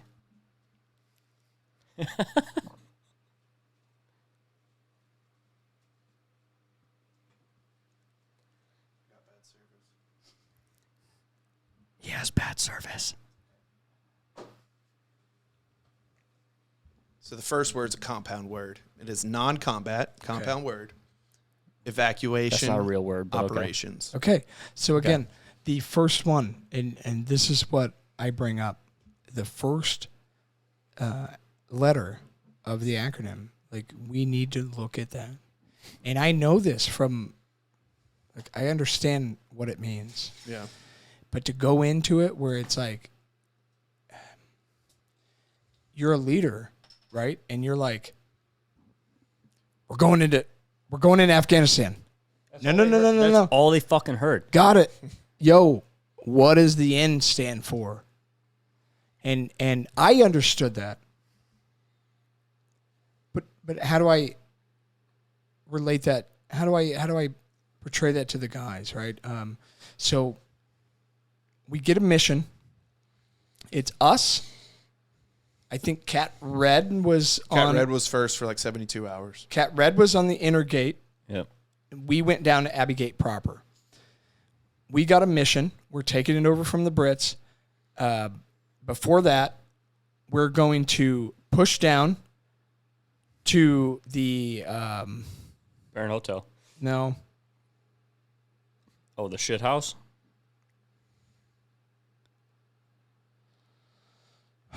No. We were going to push down to somewhere. Forward of the gate, right? It was close. I forget the name of the compound, dude. Yeah. It was past the Baron Hotel. We were going to push down there, pick up AMSIDs, and I'm going, what's an AMSID? What the fuck is American citizen, right? Pick them up, come back. There were 50. It wasn't the embassy, was it? No. It was right outside the embassy. It was like where they like randomly staged them there. It wasn't the embassy at all. It was like some courtyard that they staged everyone in. Yeah, dude, like you obviously saw me think for a while. I forget the name, dude. But it was down that way. So it was past the Baron Hotel. So if you're listening to this, it's past the Baron Hotel. It's probably 300 meters. Yeah.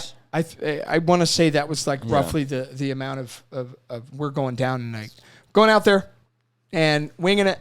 The Taliban has like locations, and I'm like, in the back of my head, I'm like, well, Taliban shot me in 2009, but here we go. I mean, they own the country. Yeah. So I kind of feel safe. As weird as that sounds, saying, like coming out of my mouth. Well, I think they knew that if they fucked with us, I think they checked the vibe. Yeah, but did you watch the documentary, the HBO documentary? No. I kind of refused to. I can't. Okay, well, you guys should watch it. I think. Okay. The only good that comes out you have to watch it with minus one of our higher ups getting paid to do it. That's why I didn't watch it. Shouldn't that be illegal? Shouldn't that be? Yes. So I'll get into that later. Okay, all right. We're getting in the weeds. All right. HBO documentary. Pineapple. I like the HBO documentary because it gave the Taliban's perspective. Yeah. They literally got leaders.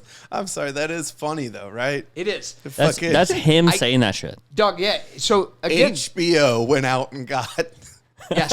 So the Taliban. We need to know how they felt, bro. And that was the only thing I liked about the documentary. And when they took over, when they did a takeover, they lined the airport with suicide bombers, and I was like, wow. In case shit went down, they're gonna fucking click out with the American military. That's weird. They said that on camera, and I was like, oh man, you have a whole.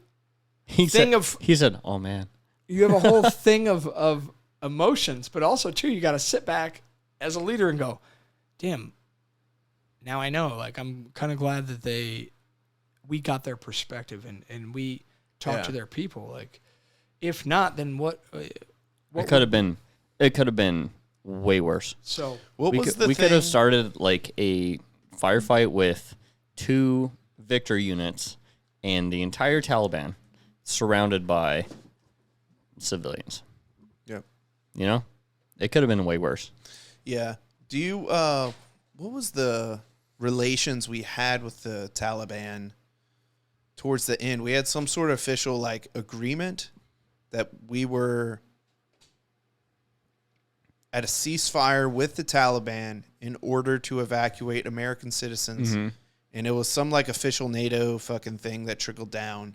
And we actually had like comms with the Taliban. Like absolutely, the head sheds. It absolutely. was, I remember they briefed us on that towards the end. They're like, and then they walked like a Taliban key leader through with an authentic AK. And he walked all the way through. And I just remember this one dude, Johnson, was just like, what's up, dude? He's like, that's the real motherfucker right there. I was like, what? He's you can tell, dude. Yeah. I don't want to like talk on that too much because like that's some spook level political shit that like I don't understand. what was the question? Well, it was towards the end. I remember getting word from our my leadership that we were on an official like NATO ceasefire with the Taliban and also in communication to evacuate American citizens on an agreement. And then one of their key leaders walked through the Abbey Gate with his AK all the way through, had a powwow with someone, and then walked all the way back. Okay. I was there. Of course you were. I'll tell all the information. Does everything. I mean, all the unclassed shit. So, okay. We had to push down to, again, I forget the name of the compound, right outside the embassy. Go pick up 52. They said 52, like 150 AMSIDs. And I was like, that's a big number. Wow.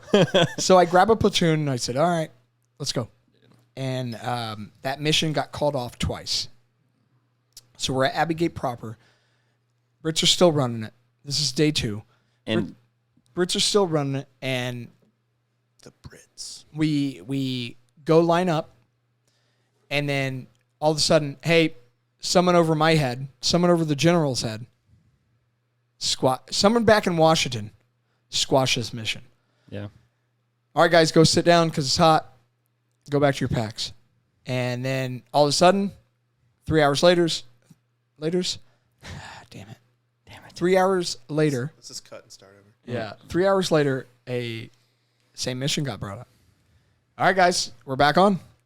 Get him back down there. And I remember that specifically because I remember we lined up, right? And it was like two columns of just dudes, right? And we're like sitting there and like I obviously have never experienced something like this before. But I hadn't either, dude. But I've experienced like dealing with a mass amount of people, like panicked people, right? Mm-hmm. For my first deployment, like Iraq, ISIS stuff, right?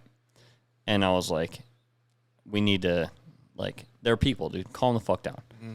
And I was trying to tell them that, and then we got canked or whatever. We went back, and I was like trying to brief them, like, dude, you need to understand, like, they're just people trying to survive, and they're gonna do crazy shit because you're gonna do crazy shit if you want to survive. Yeah. They're gonna match your.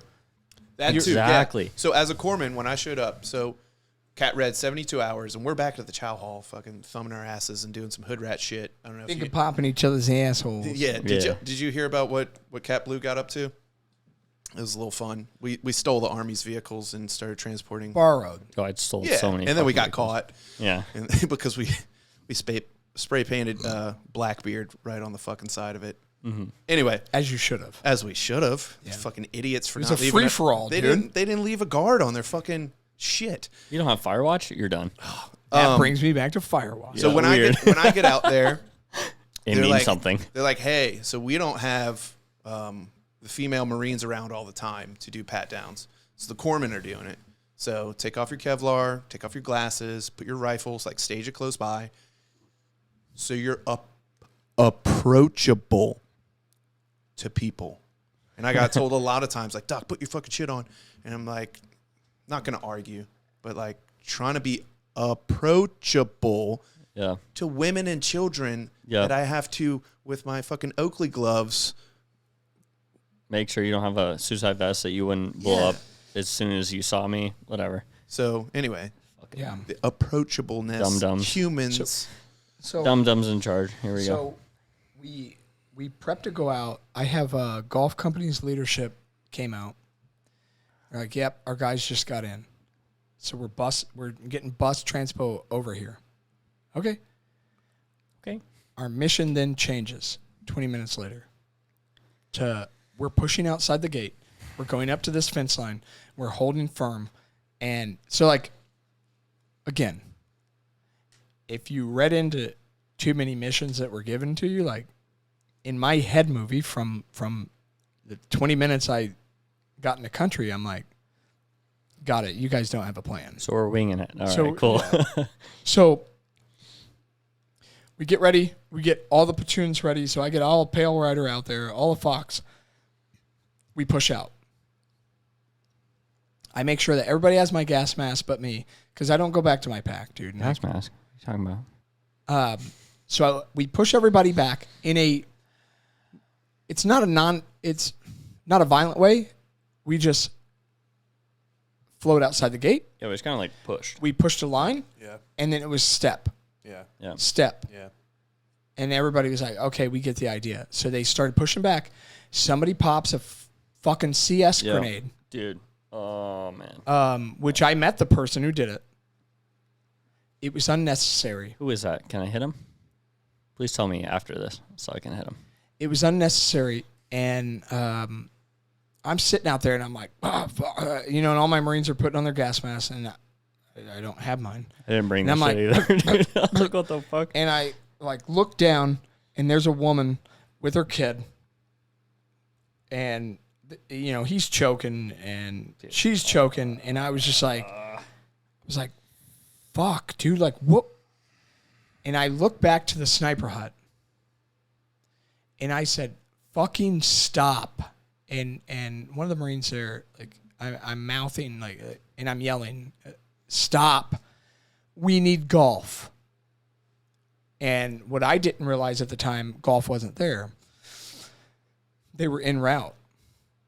So I jump on top, the smoke settles. I jump on top of the shitter house at the time, and I yell at their lieutenants. And I yell at them by their first name because everything's chaotic, dude. Mm-hmm. And I said, you are in charge of this side. You are in charge of this side. I need you to do this. And there were 7 documents that we were supposed to be looking for. Hey, Lance Corporal, what's a visa? I don't know. I fucking know. What's an SSIV case? I don't know. No shit, dude. So I put the lieutenants in charge of each side because at least they can scrub the documents because the squad leaders are holding their dudes and they need to hold these lines because there was a concrete barrier right in between us that you guys, I don't know if you guys remember. I remember. We pushed all to the left. Yeah. And then people started flowing into, and I was like, nope, second platoon over there. Yep. So held the line.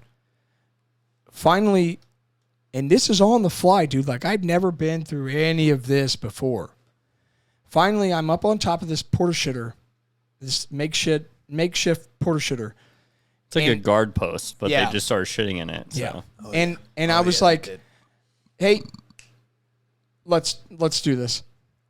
Nobody else is making decisions. Tarjiman. Give me a terp. Who speaks American? Right? Yep. Who speaks American? Who speaks America? English? Dude comes up. Yep. And I briefed the crowd. I said, hey, and my weapon is slung, my helmet's off. Because I got 47 shooters to the left and right of me, dude. Like, the fuck do I need that on for? It's setting a bad example to people that aren't understanding the situation. If I'm Justin looking at me, I'm going, all right, we're all keeping our shit on. Right? It's not like, oh, Gunny's up there. Hey, pop tops. No. I know these guys. So I'm not setting a bad example because I know how they're going to read the situation. So I get the terp up there. Listen, we are here to help. And I drive that home. We're here to help. We're not here to, we're not here to shoot. We're not here to push. We're not blah, blah, blah, blah, blah. Finally, the fucking crowd started clapping for me. I don't know if you remember this. Yeah. They started clapping. That's cool. And sitting down. Yeah. Yes, Indian dude. style. Oh my God. Indian style. I'll never forget that shit. Bro. And I was like, oh my God, I just cured cancer. That's what I felt. And I can't think about me. Like, I'm just thinking about these guys on the line. Again, it's not what I'm wearing because I know they know what right is. But as a dude briefing, if I look non-combative, Yeah. I'm going to get more results. Yep. To the fucking lowest PFC in our company, they knew that. Absolutely. Instantly. Because of you guys. Yeah. So I continued, and now at this point, I feel obligated to stay. Because I'm looking around and I'm in my head, I'm realizing I'm the only one here with actual experience with fighting these guys who are 30 feet away. Just watching it. The Taliban. And, as I mentioned in the last podcast, right? Like one of the guys came up to me, one of the sergeants came up to me and was like, Gunny, we got a tan Toyota Corolla. They're coming inbound. They're on ISR right now. Suicide V-bid. And I looked at him and I said, son, I will fucking die on this hill. And I think that's when reality set with him. And he just got in line. And that's when I accepted death. That was a hard thing to deal with coming home. And we'll talk about it a little bit later. But, you have to realize that. And you're there for the people. What is our mission? What is the end? And you know what I mean? Like, Yeah. What does the end mean? I think at that point when that happened, like that's when I shut my radio off because obviously I have my radio and it's just going crazy all the time. Yep. Like people just saying shit. None of it means fucking anything because someone will say something and then immediately next transmission contradicts the first one. And I'm like, okay. And like that happened and I was like, all right, bet. Yeah. I'm just going to turn my fucking radio off because they don't know what the fuck is going on. No, that was something I took issue with on a debriefing, and it came up about CS. Oh, dude. And I could talk for like an hour about that. So I remember someone was expressing very passionately how we needed these tools. We needed CS. We needed this and that. And he's like, I understand something bad happened in the very beginning, but that would have been something we could have used, but we weren't authorized to do that. And then I remember someone in the back of the room, a higher rank, was like, no, you were authorized, but the wind wasn't good, so I never told y'all. And that person wasn't out there Right. all the time. He was intermittently. And that was the problem too. And this will tie into coming home things. Yeah. Right? But like, I just think that first, 20, 30 minutes, hour, whatever it was, opening that gate, watching what CS gas does to like a kid. Children. To like, I'm not talking like, 5, 6-year-olds. I'm talking about like babies. Babies. Yeah. And like that really, like, I lost all tactical mindset and whatever. And shit on me, I don't care. But like I saw chilled like babies choking on CS gas, and I'm like, dude, we did that. And I didn't throw the motherfucker, but like, so I'm part of the fucking people that did it, and like that shit, like, dude. And that was hard to come back from, right? So like, shit that the Green Boys were laughing about. and again, it's like ego and all this stuff and masculinity. And, How? Fuck that, dude. Yeah, but you gotta see it from their perspective. Like, no, fuck them. And honestly, like, hopefully they feel bad. I hope so. My point of that was not necessarily the CS guys. My point was that there was word that was being passed to people that weren't spending their majority of the time out there. Yeah. That they were making a decision in closed doors, that they weren't taking the verifiable facts and then bringing, because they weren't on the front line. We weren't getting word that we could have used because they weren't on the front line and they had made that decision back there in comfort. And that's how it always goes. Yeah.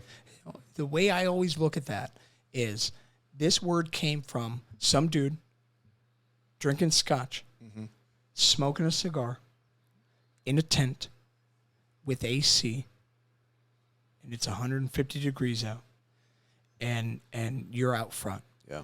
That's how I always, in my head movie, that's how, in the back of my mind, I always perceive that word, right? So we were out there, we pushed.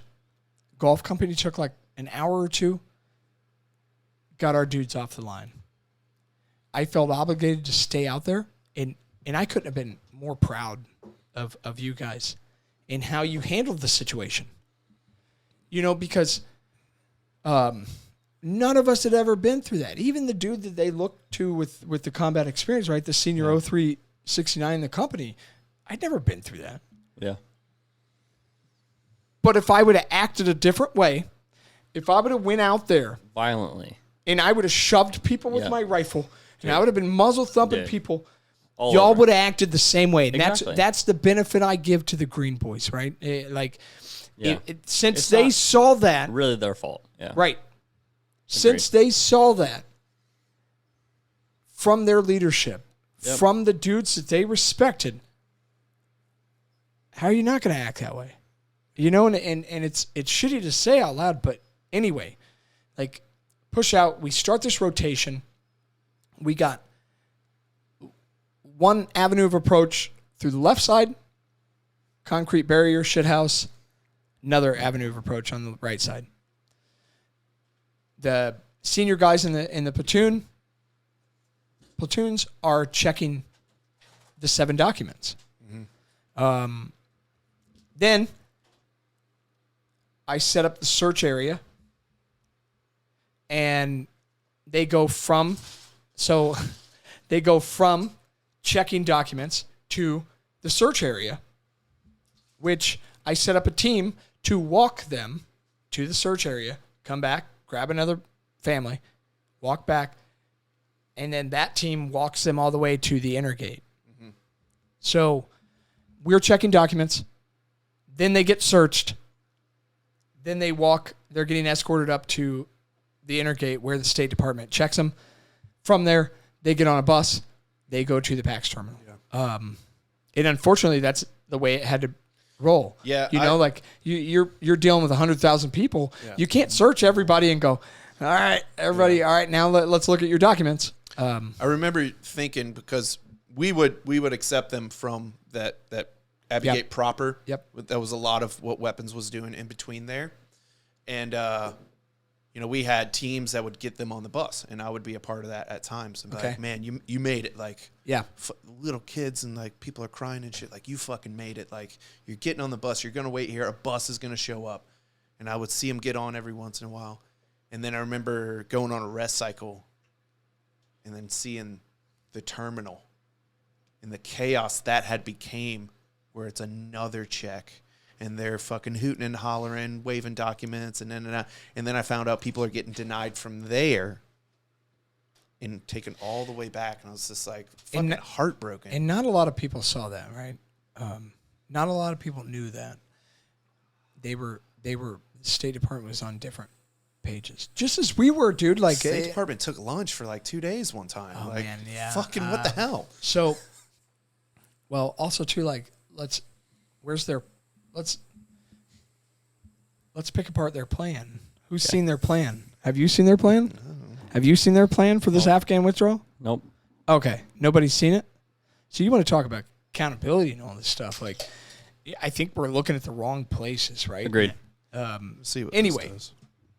Anyway, I would say that people are definitely maybe not 100% off base, but also if you're given nothing, how can you be the one that's fucked up? You know, if you have an overarching boss that like just makes calls that you don't understand, like you don't have a choice. And it's the same thing like when we first pushed out. It's like, this call's coming from Washington. How much further removed? Like I was saying, like that guy's removed and he's just across base. But Washington. But the funny thing is too, like that dude from Washington, is now, watching it. 2 years later, isn't watching this. No, he doesn't have time for this. He was watching it during the time though. Right. He's now promoted twice. Oh yeah, absolutely. Anyway, but not to take away from the guys like on the ground, right? There we go. Dude, those dudes from Fox, Pale Rider, right? Fox to Ghost to Golf Company, which we worked so much together. I went up to their CO in the XO and I said, "We're now Ghost Rider," which I thought was clever, but it might have been like 3 days of no sleep. But anyway, day 2, we're doing that. The Taliban joins us. Yeah. So the Taliban joins us, and the Taliban and I, we got beef. Yeah. We got beef, dude. But you should do a social media boxing match with them. Sorry. They now replace our lines. So not replace. There is one person on the right side, one person on the left side, and they are fucking muzzle thumping women and children. The Taliban. And I grab the one on the right side by the shoulder, and they know who's fought them and who hasn't because we just stare at each other. They're like, "Oh, okay." We just stare at each other like with these dead eyes, going, "Please, I would love to K-bar you to the throat. Please make a move." And I go, "Nah, la, no, za." And I kick the Taliban dudes off the line. And I brief the guys on the line like, "Nope, don't need it. Don't need it. If they're cutting, specifically if they're males cutting." Yeah. Yeah. Fighting age males. Taking water out of kids' hands. Yeah. Watching them do that, I would look at the crowd and go, "What do you want to do with this guy?" Yeah, exactly, dude. And they would go, "Back of the line." Like, fuck they wouldn't even guy. kick him out. They would say, "Back of the line." And I'd go, "Got it. Hey, search team, come here and grab this motherfucker and put him in the back of the line." Yep. And I would take recommendations from the crowd. Absolutely. And that's where, like, on the fly, exactly. dude, like, and these dudes have no example to be set, but me as a leader of the front, like, which I feel like I am. No, y'all were. I witnessed that the higher enlisted were making fucking real calls. And to try to set the example for the PFC on the ground, like, we ain't muzzle thumping people, man. Like, because those people that were on the line that night, you know who you are. You witnessed the Taliban doing that. We're no better than We're no better than the Taliban if we do that. If we pick up that fucking British billy club and hit people, like, you saw the difference from when I talked to the people with a Terp who, in my mind, got front of the line after I was done with them for a few hours. Absolutely. Yeah. Sorry. He helped me. Yeah. And the people understood that, though. They did. They'd be like, "All right, bet." Yeah.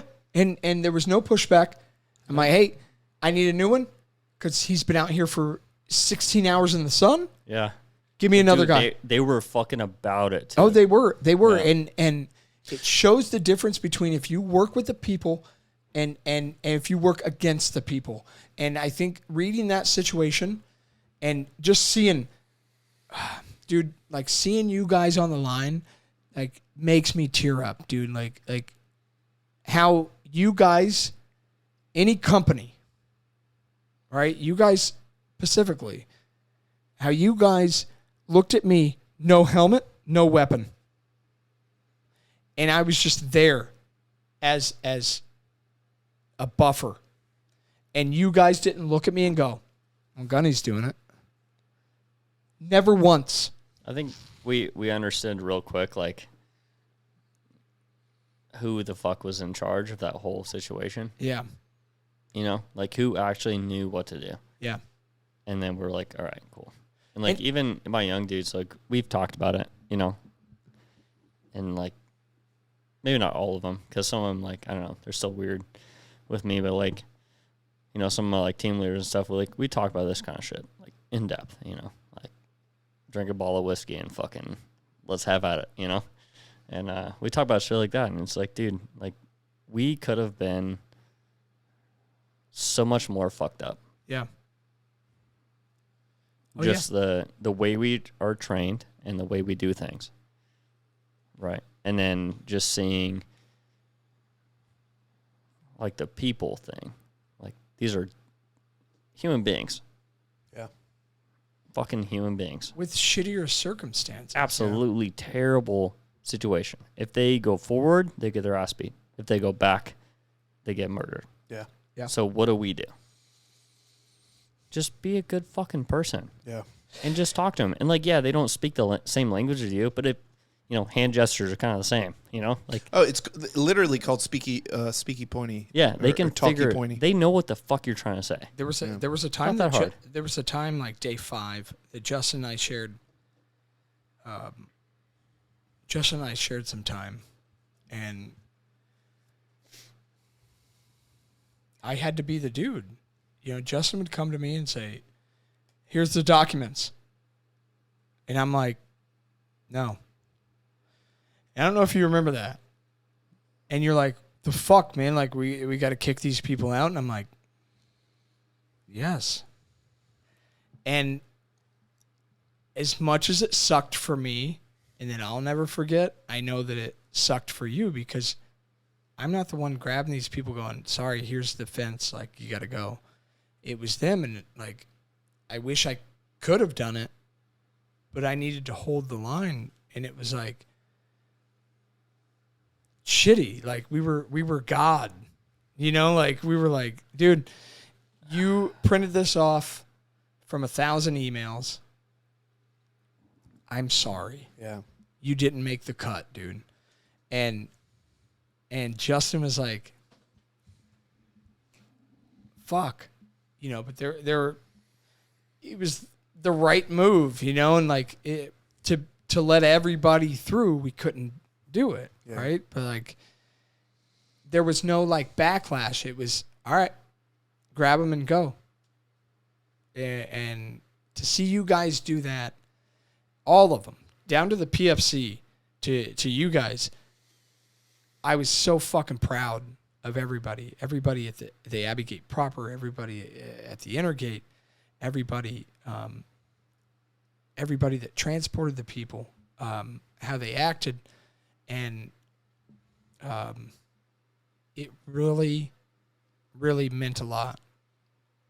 And I don't know how much that would have been portrayed if I wasn't there and you guys wouldn't have looked up and gone, what do we do?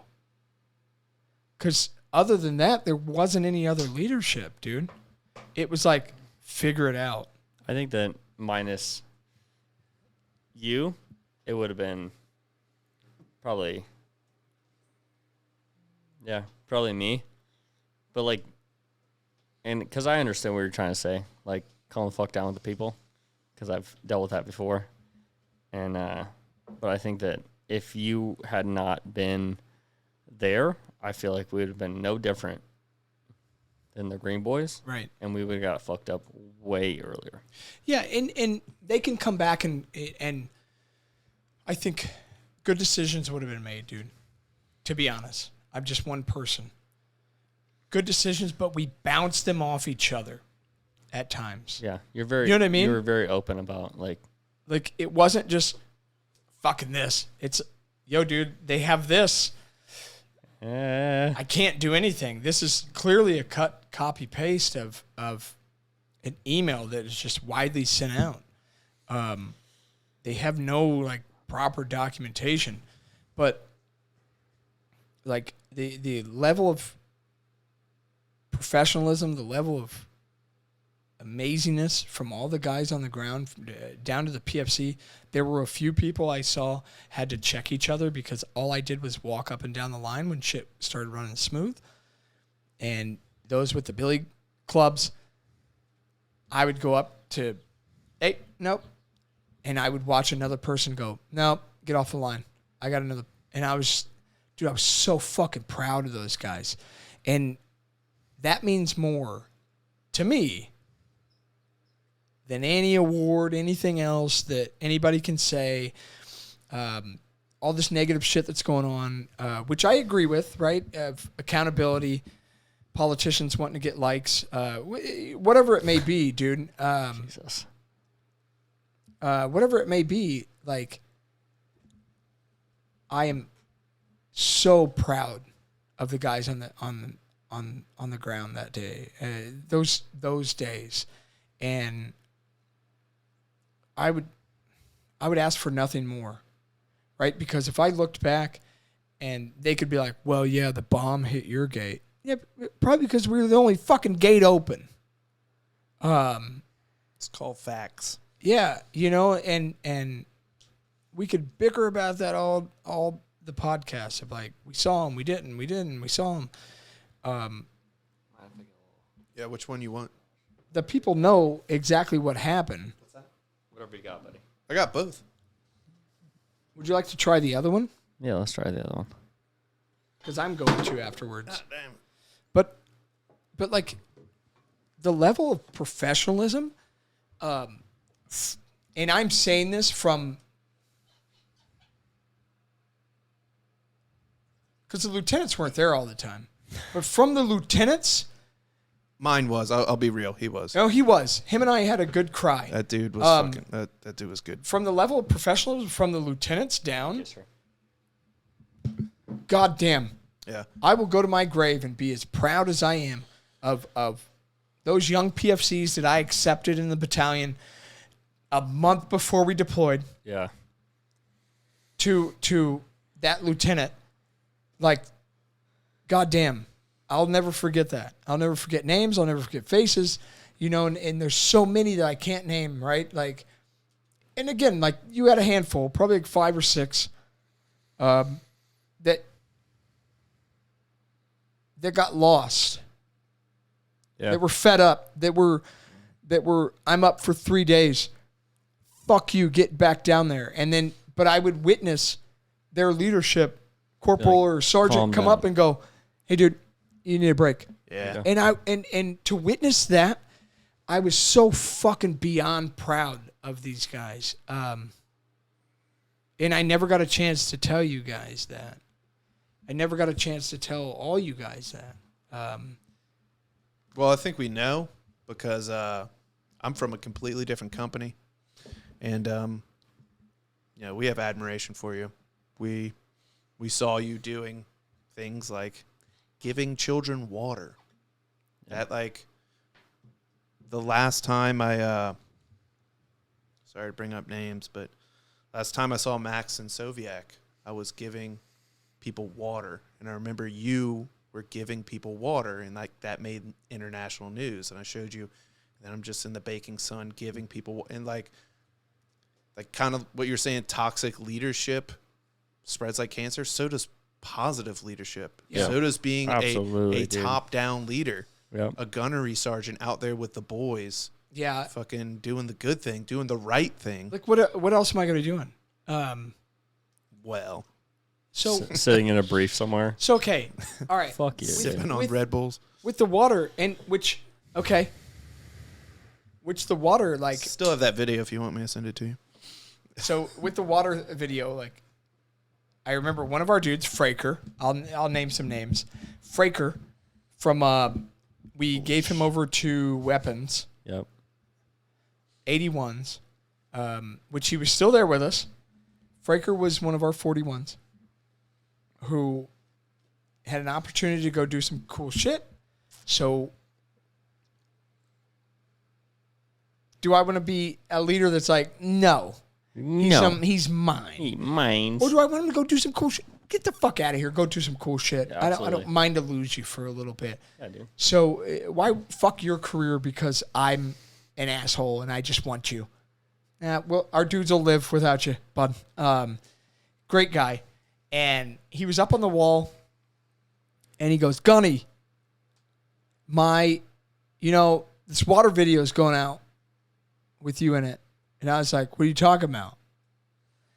He's like, it's you giving the Afghans water. And I'm like, somebody film that shit?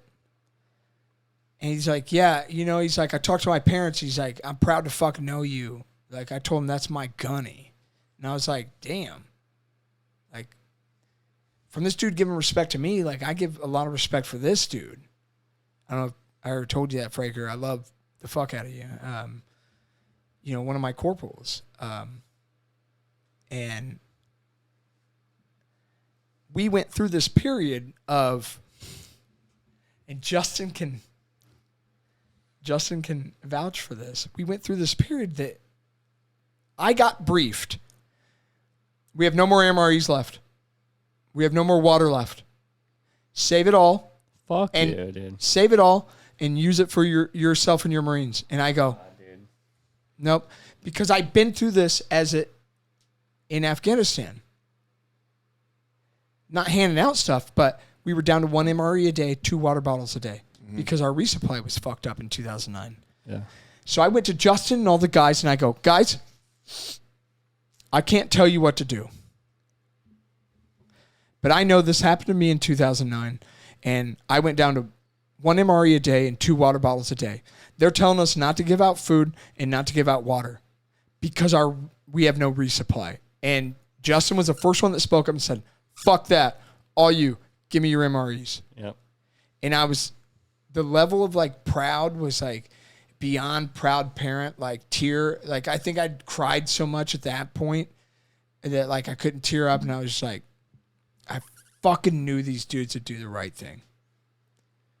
And to live off, first off, an MRE is like 2,200 calories, right? 3,000. Right. It's an entire day worth of calories. As a corpsman, I know that. So to be like, so to eat 3 of these a day, you fat fuck. You know what I mean? But we do lose a lot of calories, especially in 130-degree heat. Yeah. But to fucking watch Justin be the first one to speak up on that and just like the level of fucking like emotions to like proud I was when I said that shit because I couldn't sit there and go, you give me all your fucking MREs, right? Because now I'm like the dude that's like, you will run this PFT now, and you're like, no, I don't want to run 3 miles. Ouchie. Give me all your MREs. You take out. But to watch these dudes and Justin turns to his, give me your fucking MREs. Do you guys have a problem with that? To eat 1 a day? And they were like, absolutely, dude. Like they were just already digging in their shit because they knew the people out there weren't getting water and food. And like, I don't know how the fuck to write that in a book, dude. Yeah. You know what I mean? Like, I don't know how to write the level of being proud I was of you guys because I knew you guys would make, I didn't know anybody would make the right decision, but how fast you guys were on that to, nope, give me your shit. Do you guys have a problem with this? They can't eat or drink. And everybody was just like, pop, pop, pop, pop, pop, pop, pop. And sure, in the video, because I've watched it since, and me being me, I've read the comments or whatever on YouTube, right? And like one person's like, all those fucking water bottles on the ground, like, wow, yeah, they had all this water, and dude, fuck whoever you are, you keyboard warrior, eat shit and die. But you know, like I hope, with all due respect, I hope you're. But you know, like nothing bad, nothing bad happens to that person. But I'm gonna bleep that. But like that's probably good. Yeah, that's one of the ones. Yeah, that's. But no, like, I hope you get in a huge car accident and you only hurt your ankle. Yep. Can we not believe that? No, you're good. Yeah. Okay. I'm all about it. So it wasn't a Marine, or I'm sure it was just a civilian or whatever. Dude, it's fucking weirdos on the internet. And I was just like, man, if you were only, I don't know, fucking there, you know, like we ran out of water and food to give these guys for like a few days. And then finally, you know, shit just happened. I remember sending, I can't remember who it was. And I feel really bad about this. So if it was you, please text me, figure out my number. But I remember sending. I give you a huge pour, by the way. I gave him a little. I'm sorry. That's fine. I'll go fuck myself. It's fine. Yeah. All right, so you don't remember who? Anyways, we sent him back to. He had like a little like Hilux pickup, right? That we Commandeered. repurposed, right? Yeah. And it happened to be, you know, a certain country that I won't name. Paint on the side that we just, you know, kind of scraped off with knives and stuff. That's the way you're supposed to. Fuck them, right? Finders keepers, I believe it's. So during that time when you were asking about food and water and stuff, like my guys, like after what he said, like they were like, yo, dude, we need to find these motherfuckers food and water, you know? And I was like, all right, bet. Like, because I know where it's at. It's fucking sitting on the airfield. Just sitting there. And I was like, hey, man, you want to go on a little, do some weird shit? And he's like, bet. Right? So it was, you knew where there was like piles of it. Absolutely. Okay, so from me, I hadn't left the front ground. That I get brief, and this will tell you, like from higher, they were like, stop giving food and water out because we're out. Yeah, we got that message. Bull fucking shit, dude. But like, so like I send this just dude. shows you like how fucked up the word was. Absolutely. It was so bad. So I send this dude. I'm like, hey, can you take this family? Because there was a family and there was like a little girl and she was like, you know, pretty much heat casing, you know. And I was like, she's not gonna get any help here. We don't have any fucking ice or anything. Excuse me. So I was like, hey, take them back on the hush hush, right, with the vehicle, and then go find us fucking chow and water. And this dude goes back by himself, right? Maybe not the best call, but hey, he was down. Calls were made. Yeah. Gotta wing it. So he goes back, See that? and it's been like, I don't know, maybe like an hour, 2 hours. And now I'm starting to like, fuck, where'd he go? You know, like, Oh my God, I've sent him to his death. like, oh, fuck, where'd he go? And he goes back with no vehicle. And I'm like, what are you doing, buddy? And he's like, he's like, hey, man. So I brought them to the roll two. And then I took them inside. And then I came back out. And there were some unnamed country people there. And they beat the shit out of me and took my vehicle. What? And so I walked all the way back. And I was like, damn, dude. I was like, you walked all the way back here. Dude, name the country. Yeah, what was the country? I'll bleep it. Turkey. Oh yeah, those turkey fucks. You don't have to fucking. You don't have to say anything about like. No, that's all good. Yeah, we won't. I won't. If you want me to, I will. But I don't care. What are they gonna do? Come to my house? Well, Fuck you, bitch. Those are the ones that you know, and I'll go off of your point. They like, they literally beat his ass, and like he fought for it. Like they beat his ass and took the vehicle. So those are the ones that, if I remember correctly, right? One of the nights they all blend together, right? Everybody had VG, but I was like, no idea what's going on. I was like, oh my God, you know to not get that, don't eat or sleep. Yeah. You know, like, and I'm just like chain smoking cigarettes. It was like me, you, Danny, the only ones that didn't get that yeah, shit. I watched this dude. He's zip tied, you know, from his back.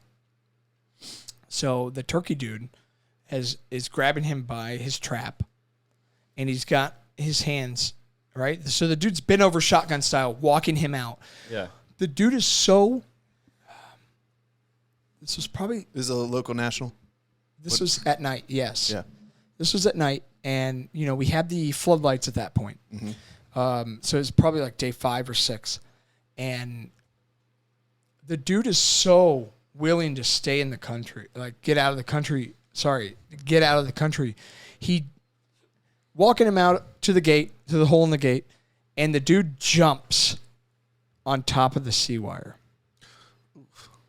And I was like, I'm watching this. And I'm like, what the fuck? The turkey dude starts kicking him in the head, ripping him from the sea wire, and all I'm thinking is our Marines are out there on the line. I'm like, Do you think the Afghans have cell phones? I don't know. So I kicked all our Marines out of the way. I grabbed the dude from Turkey. I go, nope, our problem. And I free him from the fucking C-wire very carefully. Getting cut like myself. Free him. Like, that's how in depth. Yeah. I cut his zip ties off. I talked to him, and I sent him on his way. But, like, that was the level of desperation. Yeah, and like, these dudes, zero fucks, bop, you know, like, and if the dude's willing to jump on, like, razor sharp, it's not razor wire, but like razor sharp little slits of concertina wire to stay in the processing phase. Yeah. Like, dude, like, read the fucking situation, man. Like, does the dude look Taliban? Does the dude look like he's gonna come to whatever country he goes to and start a war? You know what I mean? That was like kind of a thing that I started with my guys, like, just like, because they would get super piled up right at the gate, like they're standing like this, you know, and like they're pushed on the C-wire, and there's like kids and women like getting pushed against their own will, obviously, because there's like fucking 3,000 people in one tiny space. It's a mob. Yeah, and how do you control a mob? You be calm, right? And then I started, and it came from him, and kind of the mentality. It was like, hey, dude, like, I'm not afraid to die. Like, none of these people here are gonna kill me. Yeah. They want to leave. They want me here. Yeah. And like, so the standoffishness and stuff of some of the people is just insane to me. It's like, I would start like, I'll be like, all right, we need to push these people back a little bit so we can, you know, actually get them processed and get their family together and stuff like that. And like, I would just start walking, you know, 3/4 of the way through the crowd. Because if you start at the front and you start pushing, what happens to the people at the back? Start tripping, falling. They get fucking smashed, right? And like, after our first experience of that, not good, something I'll never forget, right? And I was like, hey, how do I at my level combat that? Because I never want to do that again, because that was terrible. I was like, I'm just going to go halfway through the crowd and just jump over and just like, hey, can you guys move back? And they'd be like, yeah. You know what I mean? And like, I don't speak fucking Pashto and shit. I'm just like, hey, can you guys like do the thing and move that way?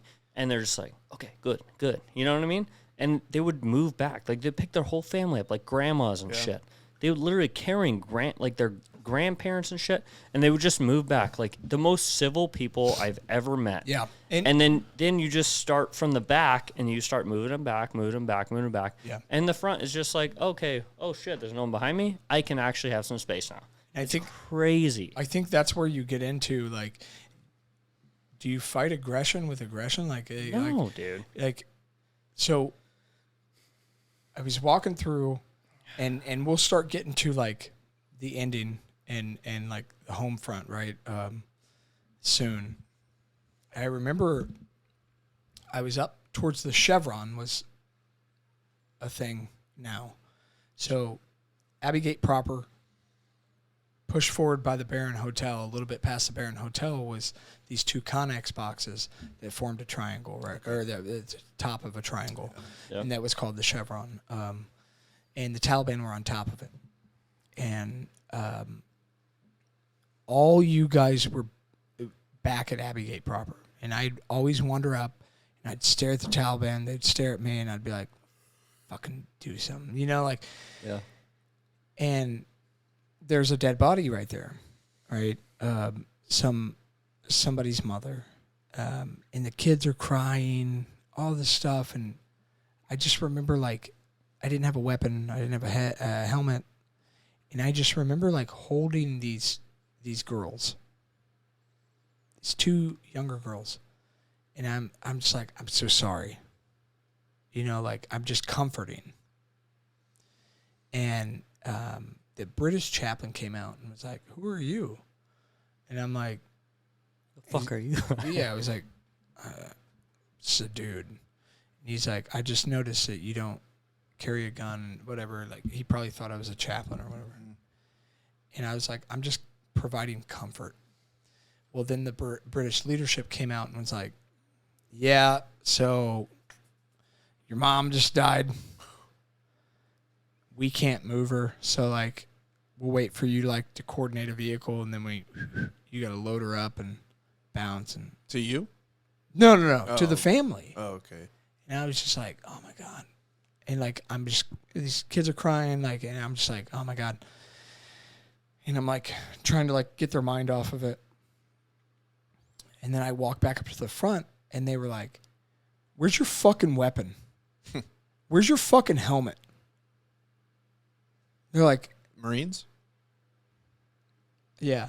The leadership in 2-1. Yep. And just, made me feel like such a piece of shit. And I was like, dude,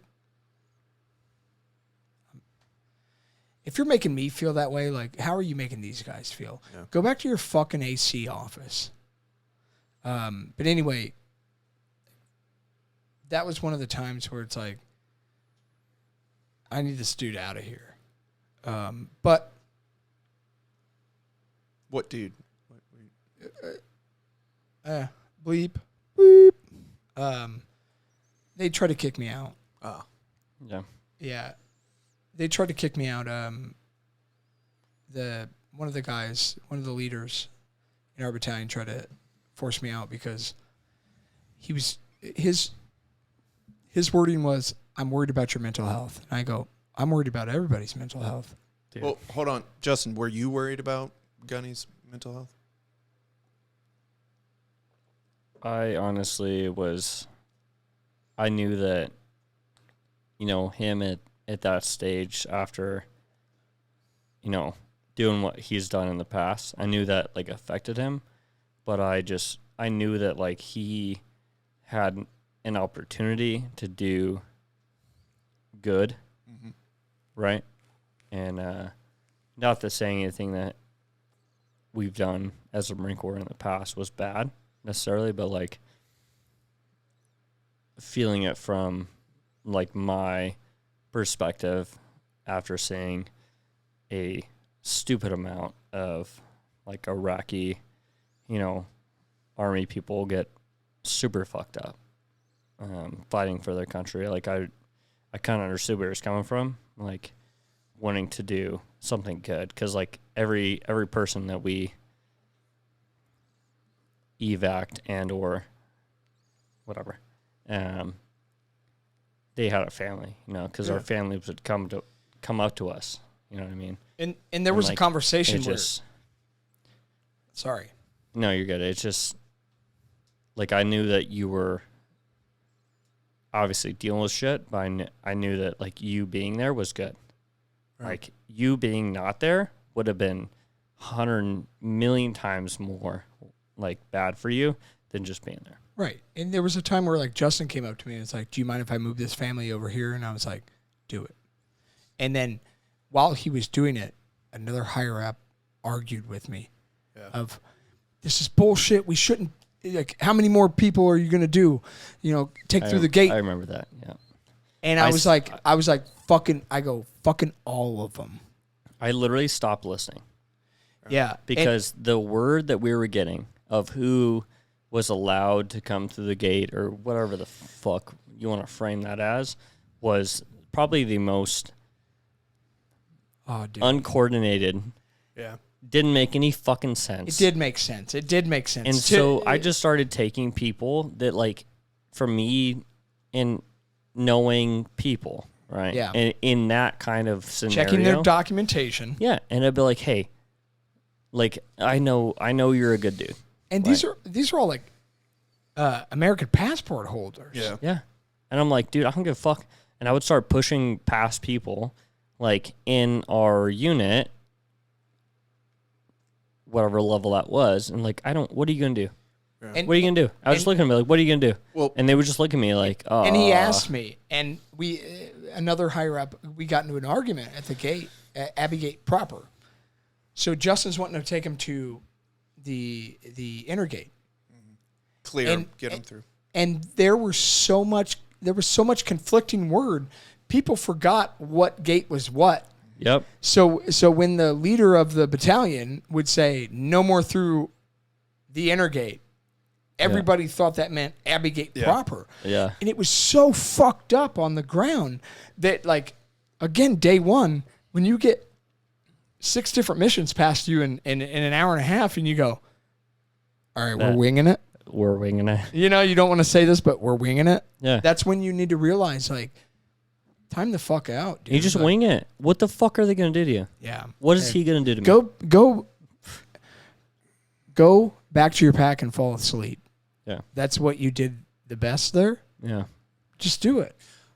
To give my perspective, I remember up at Abbey Gate proper, the front gate, some higher enlisters. Someone came up, and I was usually close by, so I had Sergeant Weldon, who took Gunny's spot. What's up, Weldon? Yeah, he did a really good job. He's a good dude. And then I had my lieutenant, and Great guy. I would be close to those guys. I'm their doc, right? The other corpsman's back at the dog kennel usually. And I remember someone coming up. I'm paraphrasing, might be getting some things wrong, but in my head I remember this. They're like, yeah, you got Gunny Tate up there. He's a little native, but he's got good scope on the situation. If you can find him, he'll give you the lowdown. And then kind of just saying, just like everyone else's shit is kind of just, yeah. Because I remember a huge in the inner gate. I remember every freaking lieutenant and captain I can think of got together in a big circle. Oh, Jesus Christ. And I remember thinking, like, that's a good place for an RPG to land. RPG, because that's what we were taught as junior enlisted, Don't right? goggle up. Get the fuck spread out. I don't know. All the key leaders of the entire Crazy, battalion are right there. crazy. And I brought that up to Yeah. them, and they were just like, this dude's just off his Whatever. rocker. Yeah, he's off his rocker. And I remember All of them have never been there before, but it's they fine. had this Now meeting. they all have Purple Hearts. Yeah, they had dude, this- don't stop. You're getting me fucking. Sorry. They had this meeting, Give me the bottle. and I'm right next to Rambo. And it's Weldon and my lieutenant walk away from the meeting, and they come up to us. I'm just like, sir, what's going on? He's like, no one fucking has any idea. They're all going off to do their own shit. This is fucking ridiculous. I'm like, all right, what are we doing? He's like, we're doing the same shit. We're going out there. We had our, either it was transporting people out, or clearing documents, but we're just trying to stay level-headed. That was one of the things that Weldon, he's a pretty savage dude, but he was like, these are fucking people. That was like, and that was my only point, right? Is to put yourself in their shoes. yeah. It's immediately. Obviously, we can't get everybody through, but goddamn, Yeah. this isn't a fucking combat operation. Yeah. Yep. So your lieutenant and I had a good cry together. Yeah. And I'm an adult, man. Like, there would be times where I would walk in the sniper hut, put the blue rag. I had a blue rag. I had a blue, what's it called? Head Head rag. Yeah. Sure. That one of the Terps gave me. Because it was hot and I didn't wear a helmet. And I would drape that thing over my head, and the snipers were upstairs, and I would go in there and I would just have a cry. I would have a cry. And I told your lieutenant that. And I said, hey, like, dude, there's been like 2 or 3 times where I go off to the side by myself and I just have a cry. And he started crying. Like, not crying, like tearing up. Yeah, I am. And I just hug him. And I'm like, okay, I know that I'm dealing with the same human emotions as everybody else, right? So that, I mean, I have nothing but respect for you guys from that. I remember speaking on that, like every time we'd get like relieved or whatever and come back and we'd sleep like next to the shit river. Mm-hmm. The VGE River. Yeah. Yeah. Why is everybody getting sick? I don't know, dude. Yeah, weird.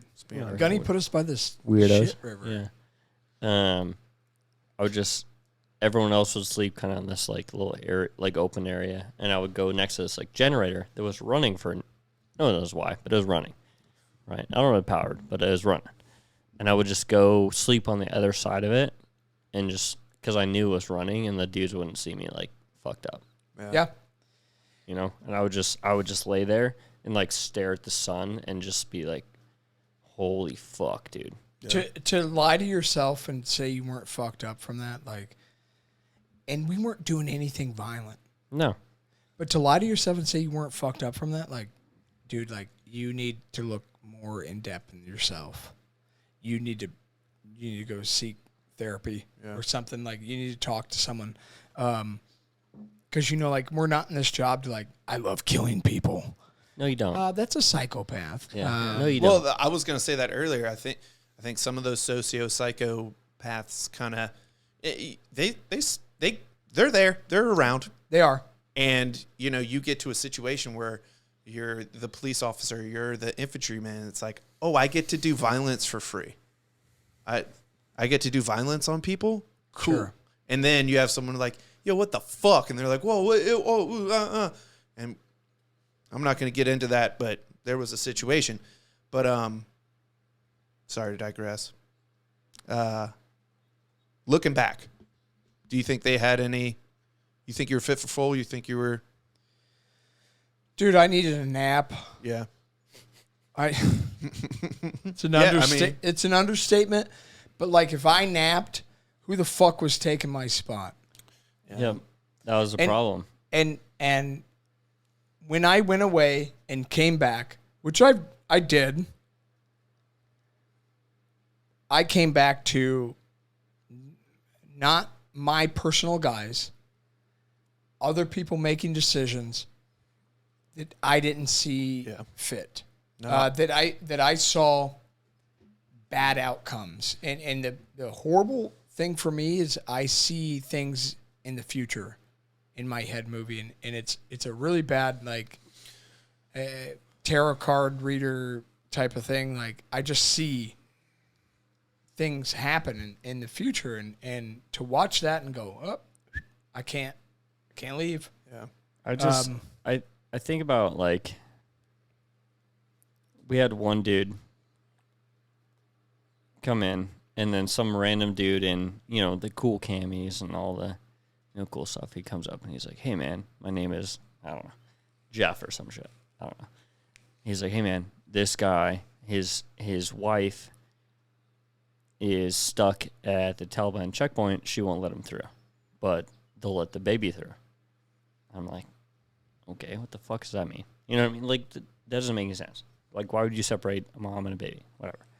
So I was like, okay. So we go up in the tower, and I'm like, hey, man, like, show me exactly where, because he's in direct, like, comms with the dude. And I'm like, show me where, like, he's at in this crowd of fucking 3,000, 4,000 people. I don't know. And he's like, he says he's next to this fence, next to the Taliban checkpoint. Okay, boom, got eyes on, right? And the dudes in the tower were very helpful with that, like, you know, showing me, like, what the fuck is what, you know what I mean? Because I'm on the ground, like, fucking trying hooking to and jabbing. People. Yeah, hooking and jabbing with people, right? And they're like, oh, it's got to be right there, like, this specific point. I'm like, cool. I'm like, all right. So, like, are they going to let the wife through? He's like, no, but they're going to let the baby through. I'm like, dude, like, how do you even take, like, what the fuck is that? But okay, cool, check. I'll get the baby. And I was like, what is the baby in? Is it in, like, is she holding it? Is it in a bag? Like, whatever. And he's, like, talking to him on the phone. He's like, no, it's in, like, a red, like, bag, like a duffel bag kind of thing. I'm like, what the fuck is going on? You know? I'm like, bet, I'll go get it. So I come out of the tower. I grab, like, 3 or 4 of my dudes. And I'm like, hey, we're going to go walk the shit river and go find this kid. And they're like, okay. You know, like, how do you get people that have never been in a situation like that, like, just to be like, okay. And that's my whole point of it, of a lot of things is you guys. I was in a group called blank, right? And every time I would connect to Wi-Fi, 100+ text messages. So I'm dealing with, get my turbo out, get my turbo out, get my turbo out, get my turbo out. Hey, babe, I love you. get my tour bag, get my tour bag, get my. And I would push that to the side, right? Because it was get my tour bag, get my, and that was my mission, right? So dealing with that was very rough. And of course, you want to get everybody out because I mean, that's your fucking overall mission. Yeah. The NEO. Yeah. Evacuation. Just throwing it out there. So, but coming home, like, dude. Can I finish my story, please? Yeah, I'm sorry. I'm so sorry. Okay. I'm so sorry. Okay. I cut you off. It's okay. Bad. I cut him off.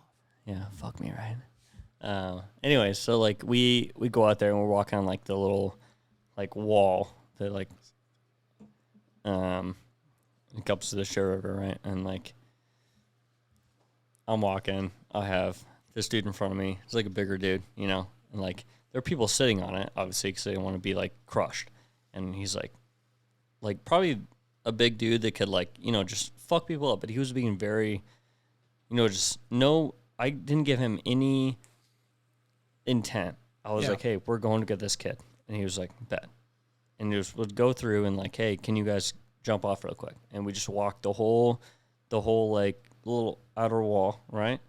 And walked all the way over there. And then at some point found out that the mom had passed the kid to someone else in the bag, right? And so like me, immediate panic, right? I'm like, where, you know? Where's this child? Where the fuck is a baby, right? And I'm looking and I'm watching people like trample bags and all this shit, and I'm just like, I already know, you know, but like we end up coming like kind of backtracking a little bit, and the dude's in the tower and he's like yelling at me and like pointing at shit because he's on the phone with the guy, and like end up finding, you know, the bag, and I'm like telling these people like, hey, hand this shit up to me, and they're like, oh shit, oh, a bag, okay, and like pick it up, you know, and like I just immediately was like, this ain't it, you know, this ain't it. And then so I am like walking back, and then at that point my guys were a little bit like overstimulated, I think, you know, as they should be, you know. Yeah. And you identified that. Yeah. And I knew. And I was like, dude, just we need to get back to the fucking gate. It's fine. Like, calm the fuck down. And they're like pushing people off and shit, whatever. And like as I'm walking, I like have the bag like slung, you know, like my rifle's like on my back or whatever. And, like I open it and I just look and I'm like, yeah, all right. And just set it back up. It was alive? No. Oh, okay. Bring it back, you know, and like then how do you, and like I'm standing there and the dudes that came with me, you know, in hopes of doing something good. We just rescued this baby. They're like in hopes of people that don't have kids. Yeah. Yeah. To people that do have kids. Yeah. Like hoping that something good happened, you know, like they did something good. Because I think at that point when that happened, like a lot of my guys were feeling very like we're not doing good shit here. Yeah, we had that with our guys. And like, and I just remember like, I just remember like the weight of like picking up off my head, you know, like off my shoulders, like, and being like, hey dude, you know, and like the dude just took it like, all right. Honestly, man, like, and I just turned around to my dudes, and it just crushed them. Done. Honestly, like, you felt like you allowed that baby to die. Yeah, it's not. You know what I mean? Like, yeah. To me, if I were in your situation, I allowed that baby to die. Yeah, but we went through, which we all know, 3,000 people worth. Yeah, and I understand that, right? Yeah. Like, well, my part of my brain, left brain, right brain, right. Yeah, like understands that, but like I just remember the look on my dude's faces of just like, fuck, and it's like, how do you take that as like someone that asked him to come with you? Yeah, like that's some shit. Some shit, man. Yeah, yep. And like coming home. Yeah. All right. Like, you'll never to tie it in, I guess, you'll never live it down. You won't. I'll just give you it. You can pour your. Like you won't live it down because all right. So. Well, can I say a little bit? Absolutely. So you have this justification, right? Like, well, I didn't. But there's still a thought. There's a train of thought that comes through your head. And I have this. Where it's like, well, fuck, man. Like, I didn't actually do that, but I feel bad. And you sit there with that. We kind of talked about it last time where it was, you go on a patrol and nothing happens. But you're preparing for it to happen. Yeah. And then you've dealt with that mental battle. Yep. And then afterwards, you're dealing with a mental battle. And I deal with this over there and past things in life. It's like, no, I know I'm justified, but I still deal with this struggle where for a second in my brain, it's like, no, and then I get through my justification. It's just, it fucks with you. I think that's, to sum it up, it just fucks with you. Absolutely. Yeah. Every day. Yeah. Yeah. There's a portion, right? So like to fast forward everything. And I think what you just dealt with me is that. Yeah. So coming home, it's been, how long has it been? 2 years. Almost? Yeah. It's gonna be 3 in August. No, it'll be 2 in August. It'll be 2 in August? Yeah. It's not. Yeah, 2 in August. That's how fucked up we are. Yeah. Dude. No, I swear. Never It'll mind. be 2 in August. Yeah. So I just called, to fast forward everything. Like not even a week ago. Everything's going great. Fucking blah, blah, blah, blah, blah. I get a picture. And to fast forward this, I mean Tuesday. Tuesday, right? I get a text Tuesday of, this is my favorite photo of you, and it was handing out water in Afghan from a spec ops dude. I go, oh, thank you. I hope you're doing great. Yeah. And go through the workday Tuesday, come home, and I get on my WhatsApp, what's up app, and I'm like, oh, fuck, I forgot to message this terp back, one of the terps that we saved out there. And I message him, I'm like, hey, sorry, I hope you're doing great. Then he calls me. And I was like, God damn. Whoa. I haven't received a phone call from a terp since. Yeah. So got a phone call Tuesday. Then put my kid down to bed. My wife and my other kid to go to bed. And like an idiot, I scroll through social media. Yep. And Christian Sanchez, which, great guy. Love that dude to death. He puts this out on Barracks Barber, right? The Barracks Barber Instagram page of Staff Sergeant Hoover. Video like 9, I think, out of 11. Something like that, yeah. And it's telling how after the bomb went off, I rolled up in a hijacked, truck, and I grabbed Hoover, Staff Sergeant Hoover, and I threw him in the bed of the truck. And then I saw Sanchez, and I said, "Get up here, you hard motherfucker!" Right? Grabbed him, hugged him, looked at his wound. He's good. Now I look at Hoover because he's the worst off. And y'all had a Doc Wilson? No. Somebody from Weapons Company, dude. Like one of the docs from Weapons Company rode with me. You picked me up from the hospital. And if you're out there, please contact me. Whitaker? Whitaker? He almost looked like a Mexican. Those are two different people. He almost looked like a Mexican dude. No, definitely not Whitaker. Gonzalez. Definitely not Whitaker. I think he was weapons company. So I'm doing chest compressions. We get his pulse back like twice. Anyway, the dude, like he dies on the way to the hospital, which kind of fucked with me, right? Because like I've dealt in past deployments with like people's legs missing, people sucking chest wounds, gunshot wounds to the face, whatever. But anybody that I've worked on has lived, right? And this person, respected individual in our community, he died. And,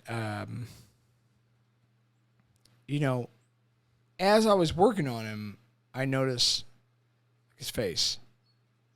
And I'm no neurosurgeon, right? Like I'm not a neurosurgeon. Like I can't open the brain, but I feel like he was too close to the blast that it was all head. Yep.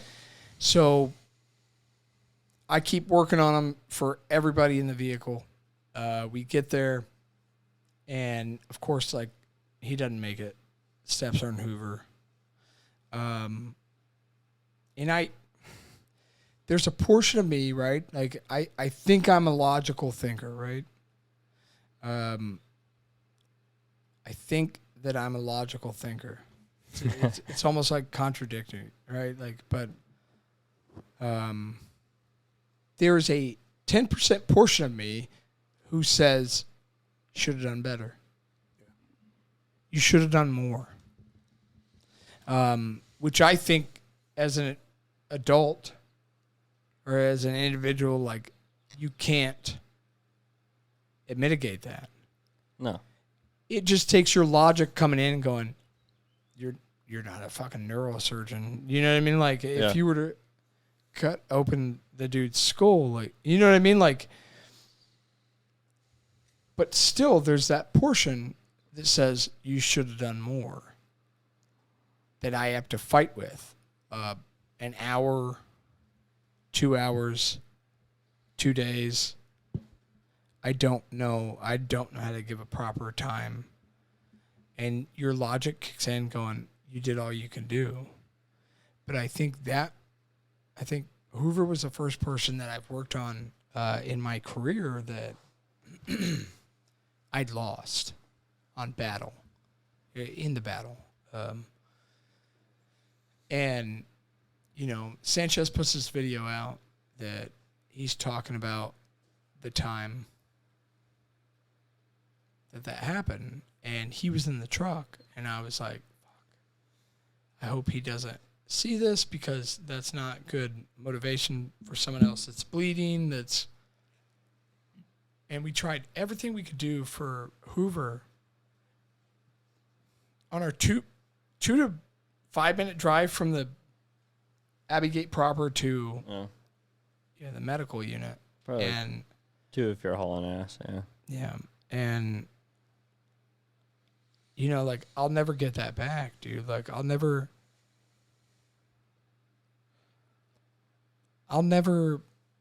sit there and go, well, dude, like you could have done more, yes, but you're not a neurosurgeon, right? Like you can only do so much. Yeah. But like that video that he put out was he was like, Gunny Tate was there, chest compressions, right? And dude, it fucked me up, dude, because like those 3 events, right? Like that dude sending the photo, the Terp reaching out, that video. And I'm sitting there going, fuck, man, like I wish that changes your 10% of I wish I could have done better to like 20%, right? Yeah. And you're like, all right, I want to forget all this, blah, blah, blah, blah, blah. Like not forget it. Put it aside. Not even that, like learn how to deal with it. Yeah. Which I think I can do. And you can only do if you talk about it, right? And I've talked about it to numerous people. They're like, Hoover's a great guy. Like I served with him in 3-5. And I'm like, here's the thing, dude. Like it was the blast. To be honest. Like it was the blast. And he was KIA after that. Yeah. There wasn't anything bringing him back. It was the pressure. Yeah. It was the overpressure from the blast. Yeah. But I think dealing with all that, and then I contacted you this week, and I was like, dude, like, that's just too much, dude. Like, Yeah. Which I think, almost 2 years down the road, like, you're still dealing with that, and I'm a little bit more senior in the Marine Corps dealing with those things. It's okay, is what I'm trying to get at. Absolutely. Is it's okay to deal with those things. To deal with things that are not okay. Mm-hmm. The best part about that was I was sad. Yeah. Feeling real emotions. I was sad and I cried. And I texted you right before it and I said, let me compose myself. Yeah. And I cried a little bit. And I said, oh my God, I'm so happy to be sad right now. Dude. That you have no idea. You have no idea. I'm very happy to be sad because I'm feeling emotions. Because when I got back from that deployment, I talked to my wife and I said, I don't love you or the kid right now. Yeah. I don't love you or our daughter. That was very hard for me to say. Yeah. But I'm glad I talked to her about that, right? And I from that position of the tan Corolla coming up on us, where I accepted death again, I lost all feeling. And to come home as I did and to lose all feeling, that translated to my family, and that was very hard to articulate. But I did to my wife, and it was very hard for her to hear. Yeah. I bet. And yeah. you just have to fucking, like, I said, babe, I don't love you or our daughter right now. I don't love myself. I don't love anything right now. I am numb. Yep. I feel like I can get back to everything. I just need time, and I need time to work on it, and I need time to work on myself. It's not just, let's focus on I don't love you. Because who's that leave out? Me. Yeah. That it leaves out me. It leaves out me because I'm focused on two people. If I don't get myself right, how the fuck can I get us right? And that was like, I think, one of my biggest struggles getting home. I don't know if you guys can speak on that. Yeah, I remember coming back, like I wrote some stuff out, and I told my dudes, like, right before we hit the grinder, before you showed up on the grinder, we hit the grinder, and I was like, hey, dudes, like, I got some stuff I wrote down, like, some kind of, just my feelings or whatever. And something about, like, just home is never going to be the same for you, like, especially that deployment, like, home's never going to be the same and stuff. And then they kind of, like, looked at me like, oh, you're a weirdo or whatever. Younger dudes, like, just, I'll be fine. Other people outside are going, pussy. Yeah, exactly. You know what I mean? Like, and you got to accept that, dude. Yeah, like, and that's something, like, don't care. that I thought about probably for 80% of the flight home. And I was like, do I tell these dudes that I'm, like, things that I'm feeling, like, or am I chiseled from stone? Yeah. And I thought about that for a long time. So, like, I gave them a little thing I wrote or whatever. And most of them, like, looked at me like, the fuck, dude? What's wrong with you? But then I remember distinctly talking about, like, your family and stuff. Like, I was in the garage, like, that's my thing. I sit in the garage, drink beer, like, hang out, do little projects or whatever, keep my mind busy. That's the purpose. 100%. Yep. and I remember my wife came out one day, and like it was, maybe 1 a.m. She was like, "Hey, you gonna come to bed or whatever?" And I was just probably a little bit too drunk, Can't you see I'm trying? Yeah. Yeah, and I was pretty fucked up, and like we started talking about it, and like the emotions flowed, a little bit, and like I told her some things, and stuff, and then we were talking about then not like I don't feel shit anymore.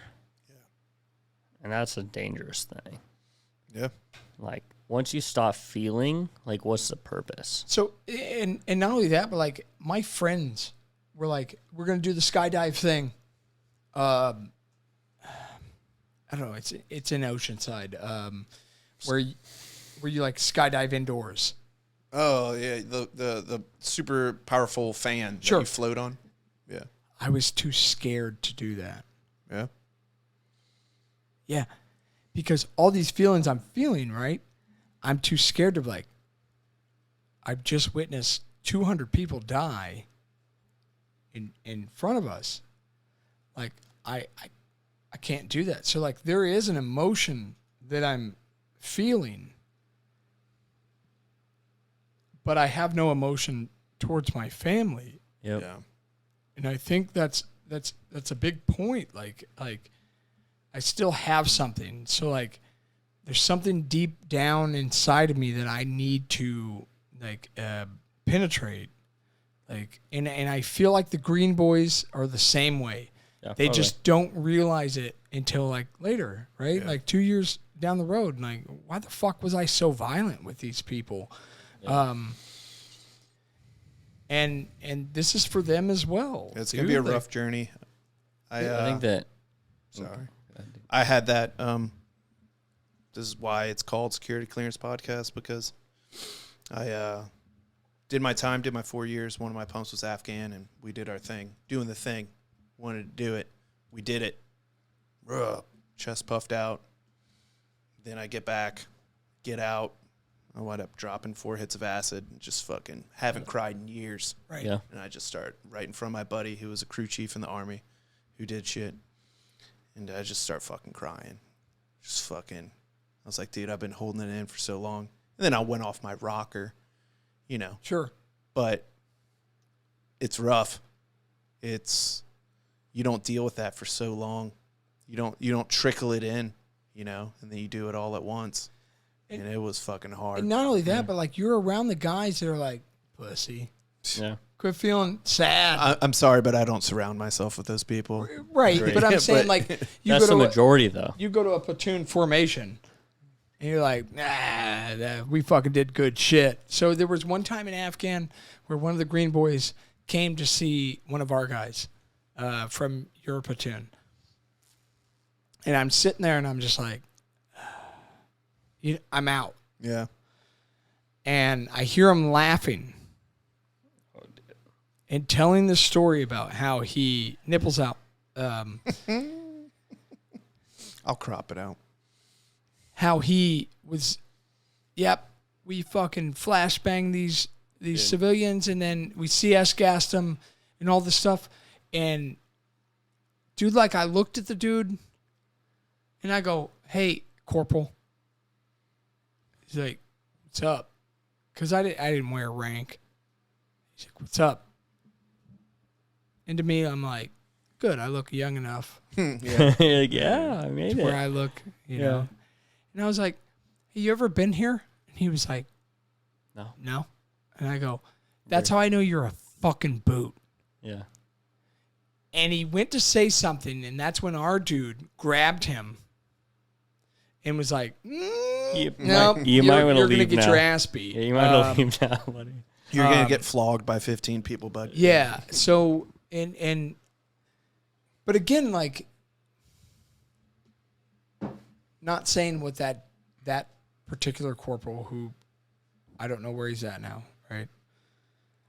What he feels now. Yeah. But he was saying that to beat his chest, right? Like, and for our guys to be like, yeah, That was exactly how I felt. No, dude, like, straight up, like, dude, like, I teared up the other night because of those 3 events. And then, you know, I add someone on Facebook who I screen, and they have Hoover's face as their profile picture. And I think this was Thursday when I hit you up, and I saw the message come down on my screen that was like, hey, I'm Hoover's sister. If you ever, and I still haven't read it. And I called Justin and I said, dude, like, yeah, you know, like, or I was texting you and I was like, dude, yeah, just these events that have been going on. And my wife understood because I talked to her in the very beginning and going, dude, I don't love you guys. It's not that I don't love you guys. It's that I don't feel right now. And for me to sit back, and I give myself props for like me to sit back and tear up, talk to Justin and all this stuff. And then at the end of the day go, God damn, I'm happy. I was sad. I'm happy that I felt emotion over that. That's something like really big. I think that people need to hear, you know, like, I don't know, maybe, or they're just going to sit behind the camera and go, pussy. I don't care. Yeah. Agreed. I don't care. Agreed. You know, like, sorry. I think that back to like what I was talking about is like, I was talking to my wife, right? And like, I was playing music, right? At the garage in 1 a.m. Yeah. And I was playing music, and it's like not happy music, right? It's like no, it never is. Shit. Some sad ass shit, some country shit. That's like, some sad ass shit. I went metal. And, sorry. And she was like, hey, why don't you turn off the music? Because I was fucked up, right?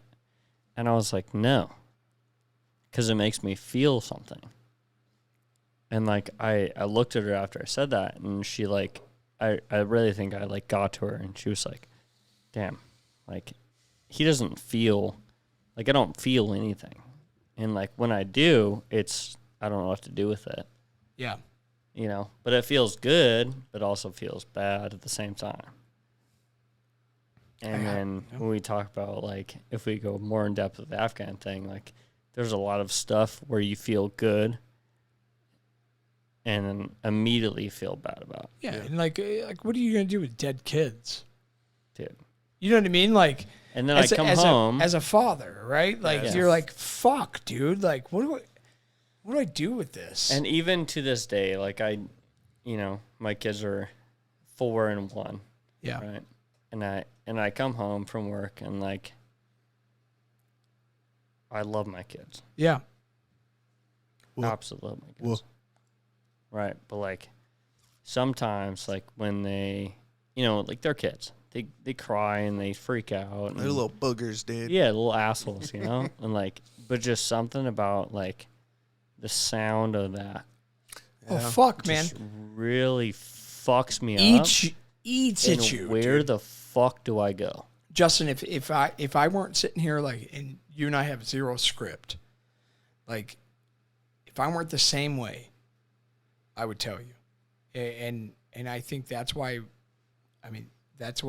we're on this thing, dude. Like to talk about this, right? Like not only to talk about the great things that happen with the guys, like how proud we are of them, but just sit here and go, this is what happens to me as an adult.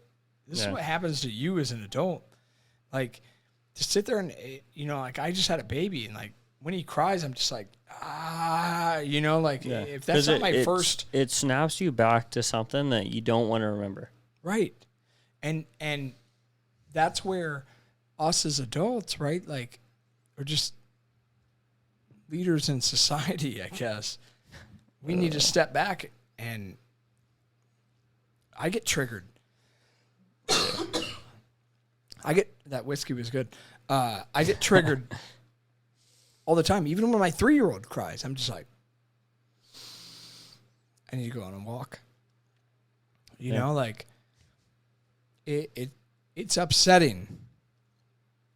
And you can't explain why. You can't. But what you can do is look inner towards yourself and go, thank fucking God I'm here. I'm having these emotions. Yes, absolutely. Not that you're here, that you're having these fucking emotions. Yeah. And that's what I had to do the other day, that I realized that like, I'm fucking happy that I'm sad. Because if I wasn't happy or if I wasn't tearing up over the shit, it would mean I still have demons I need to fucking fight. Yep. And not forget about, because in my life, as you heard in podcast 1, if you sat through it, like all the shit that you shoved down later on in life comes back out. And if you don't deal with those things, whether you're immature or whatever, or life's just not life at that point, you need to realize that later on in life that I'm fucking happy I was sad. Yeah. And not only that, but like, I don't have COVID. I've been the point of contact for so many fucking people. So many people throughout my Marine Corps career. So many people throughout my 20s and late 20s and 30s.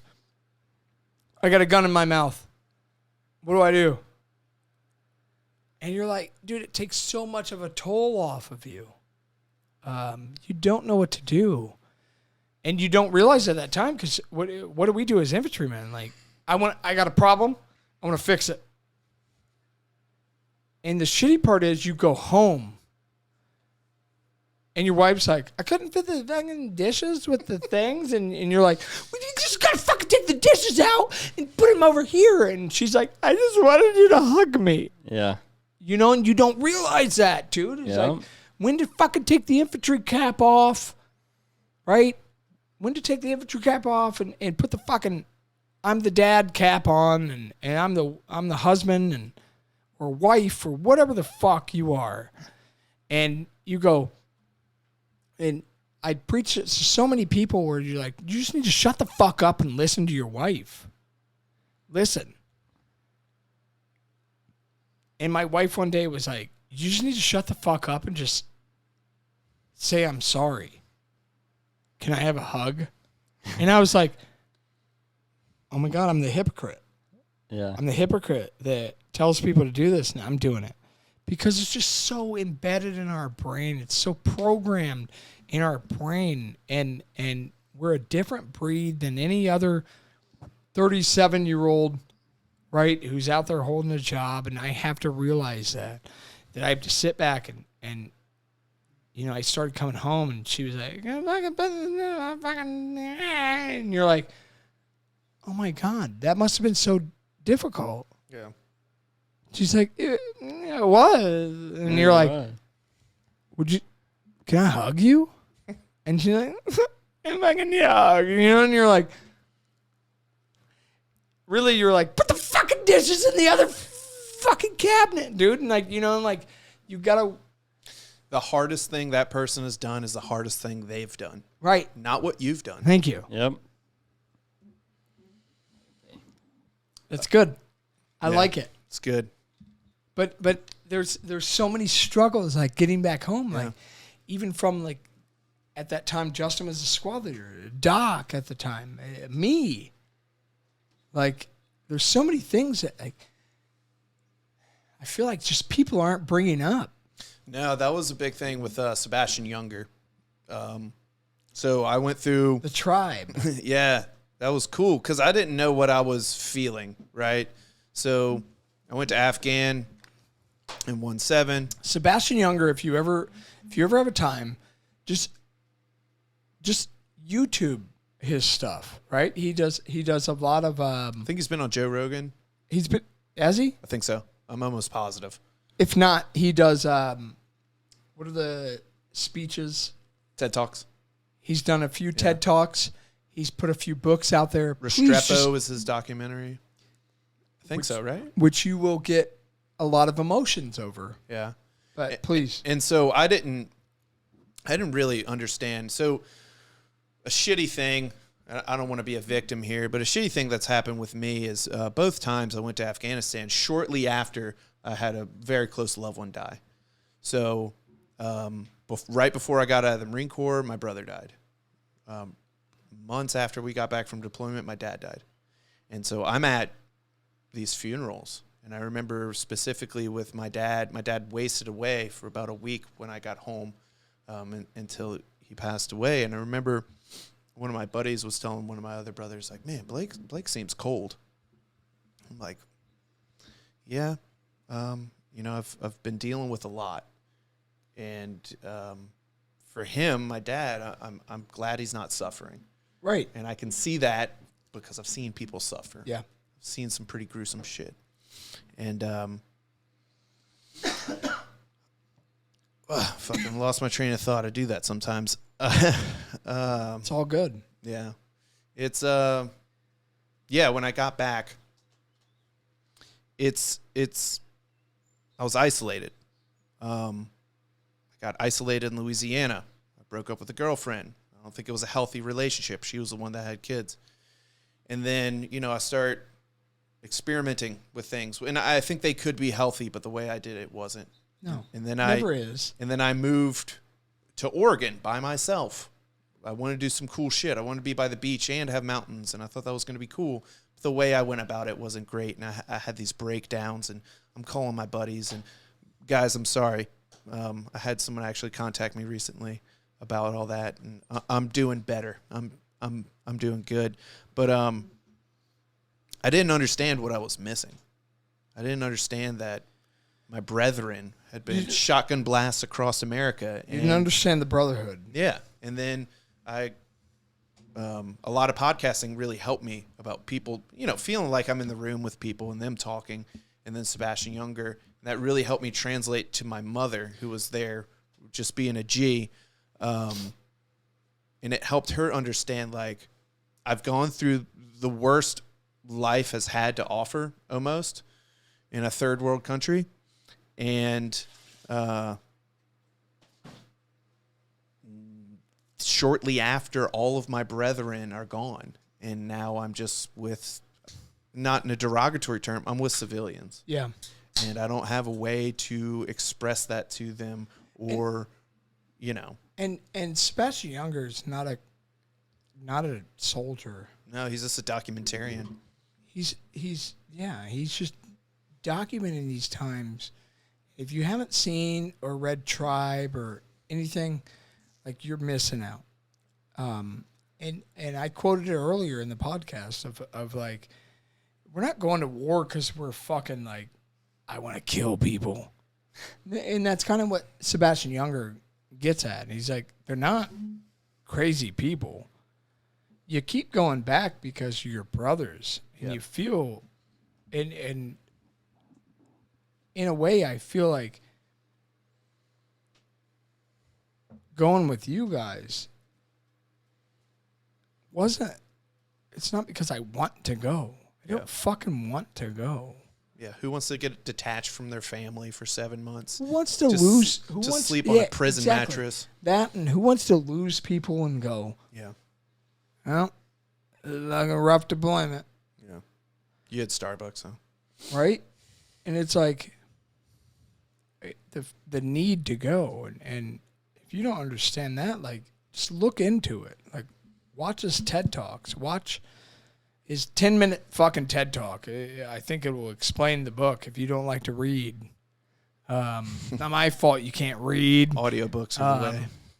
This is the way. So, yeah, go to Libby or... What's that? Libby. Libby is the new, like... Libya? I don't think you should go there. I would suggest not going there. Libby. Libby is like the Overdrive. If you download the Overdrive app and then add Navy e-learning, you should know all this. Oh. I should. I also want to... the one piss break I took, y'all shit all over the Navy in the minute I was out of the room last podcast. I don't think so. But I edited it. It was funny as fuck. But did we? I'm so sorry. It was right. It wasn't Corman. You were talking about. Overdrive was the app. And that's free to all DoD personnel. So now they've come up with this thing called Libby. Okay. That's the new app. Okay. Libby is getting introduced, I think, later 2023. But I can literally go on my Overdrive app, download any book. Oh, yeah. For free. Yeah. Audiobook, regular read book, whatever.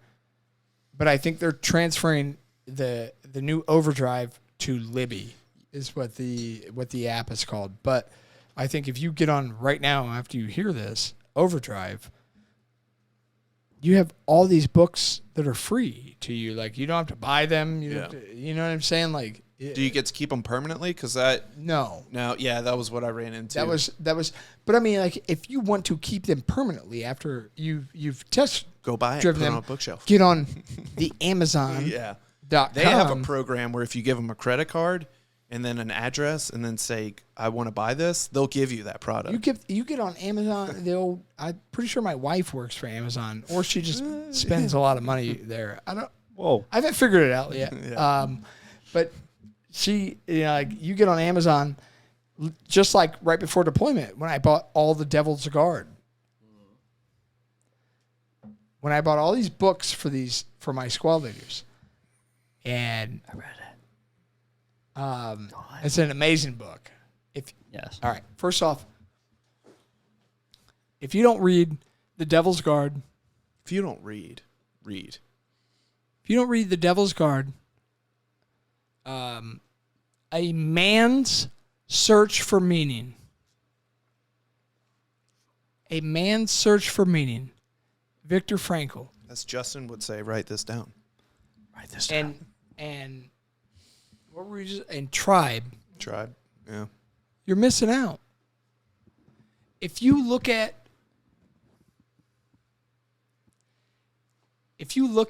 who's made money off this Afghan withdrawal, and you look up to them who weren't there, you're doing yourself an injustice. You're doing your Marines an injustice. I think the Devil's Guard, always in the back of your mind. Put it there. A Man's Search for Meaning, from a Holocaust survivor who was a psych dude. Psychologist? Whoa. That survived. That fucking changed my world. And then Tribe by Sebastian Junger. Those are the only 3 books that you should be on that should be on your shelf. If you're searching shit from the Afghan withdrawal from people that weren't there, stop. Just stop. Go haze yourself. You're providing money because I remember this one dude came out right after we got right after the bomb went off. This dude came out and was like, accountability. And then the next video he had was he was in a bus or some shit. Are we talking about the guy on the other coast that used to lead some sort of... Yeah. I don't want to get grouped in with him. So. You know what I mean? And then all of a sudden he's in a bus and you're going, huh? Now he's a fucking politician. Yeah, So, okay. All right. Yeah. So there was a SEAL that did some shit that made some money and blah, blah, blah, blah, blah. So he funded this dude while he was in the brig. Mm-hmm. This dude, when I checked last, made $2.5 million from the foundation.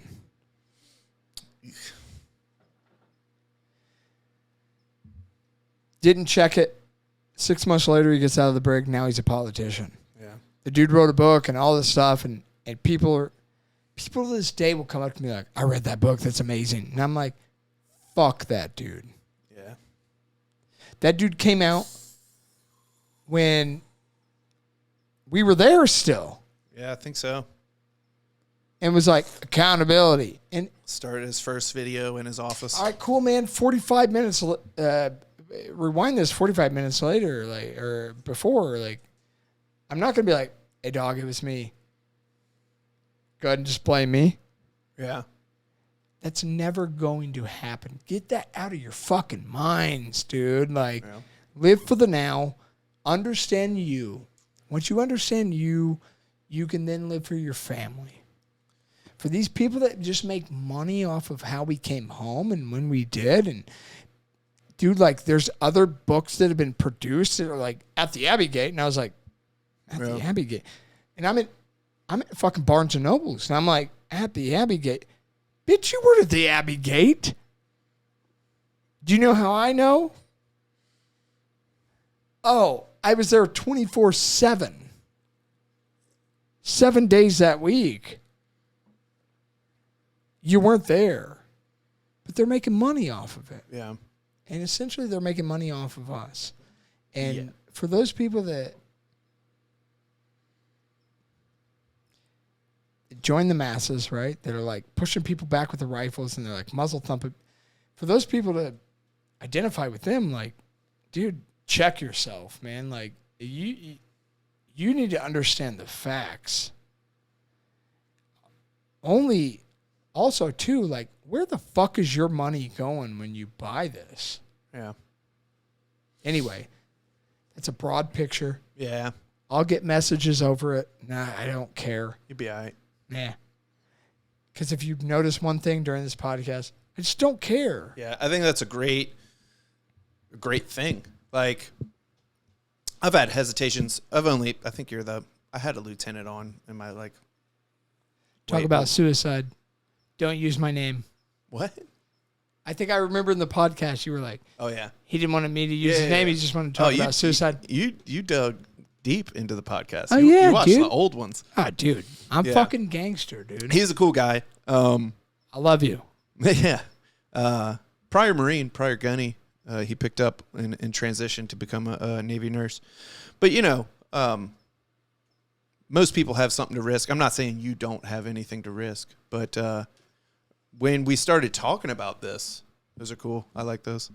When we started talking about this, I was like, I feel like you would maybe want to come on because you don't give a fuck about what people think, and you've been pretty much impervious to, I don't know the whole story, but like, you seem pretty impervious to like people pushing back towards you, and you seem to get by and hold that rank and keep fucking going. And that's one of the big things for me is like the Navy does things a certain way, and it's so antiquated and such politically driven and sell cupcakes. And we had dudes get passed up for E5 meritorious promotion that were in the sniper tower that saved guys' lives. Yeah.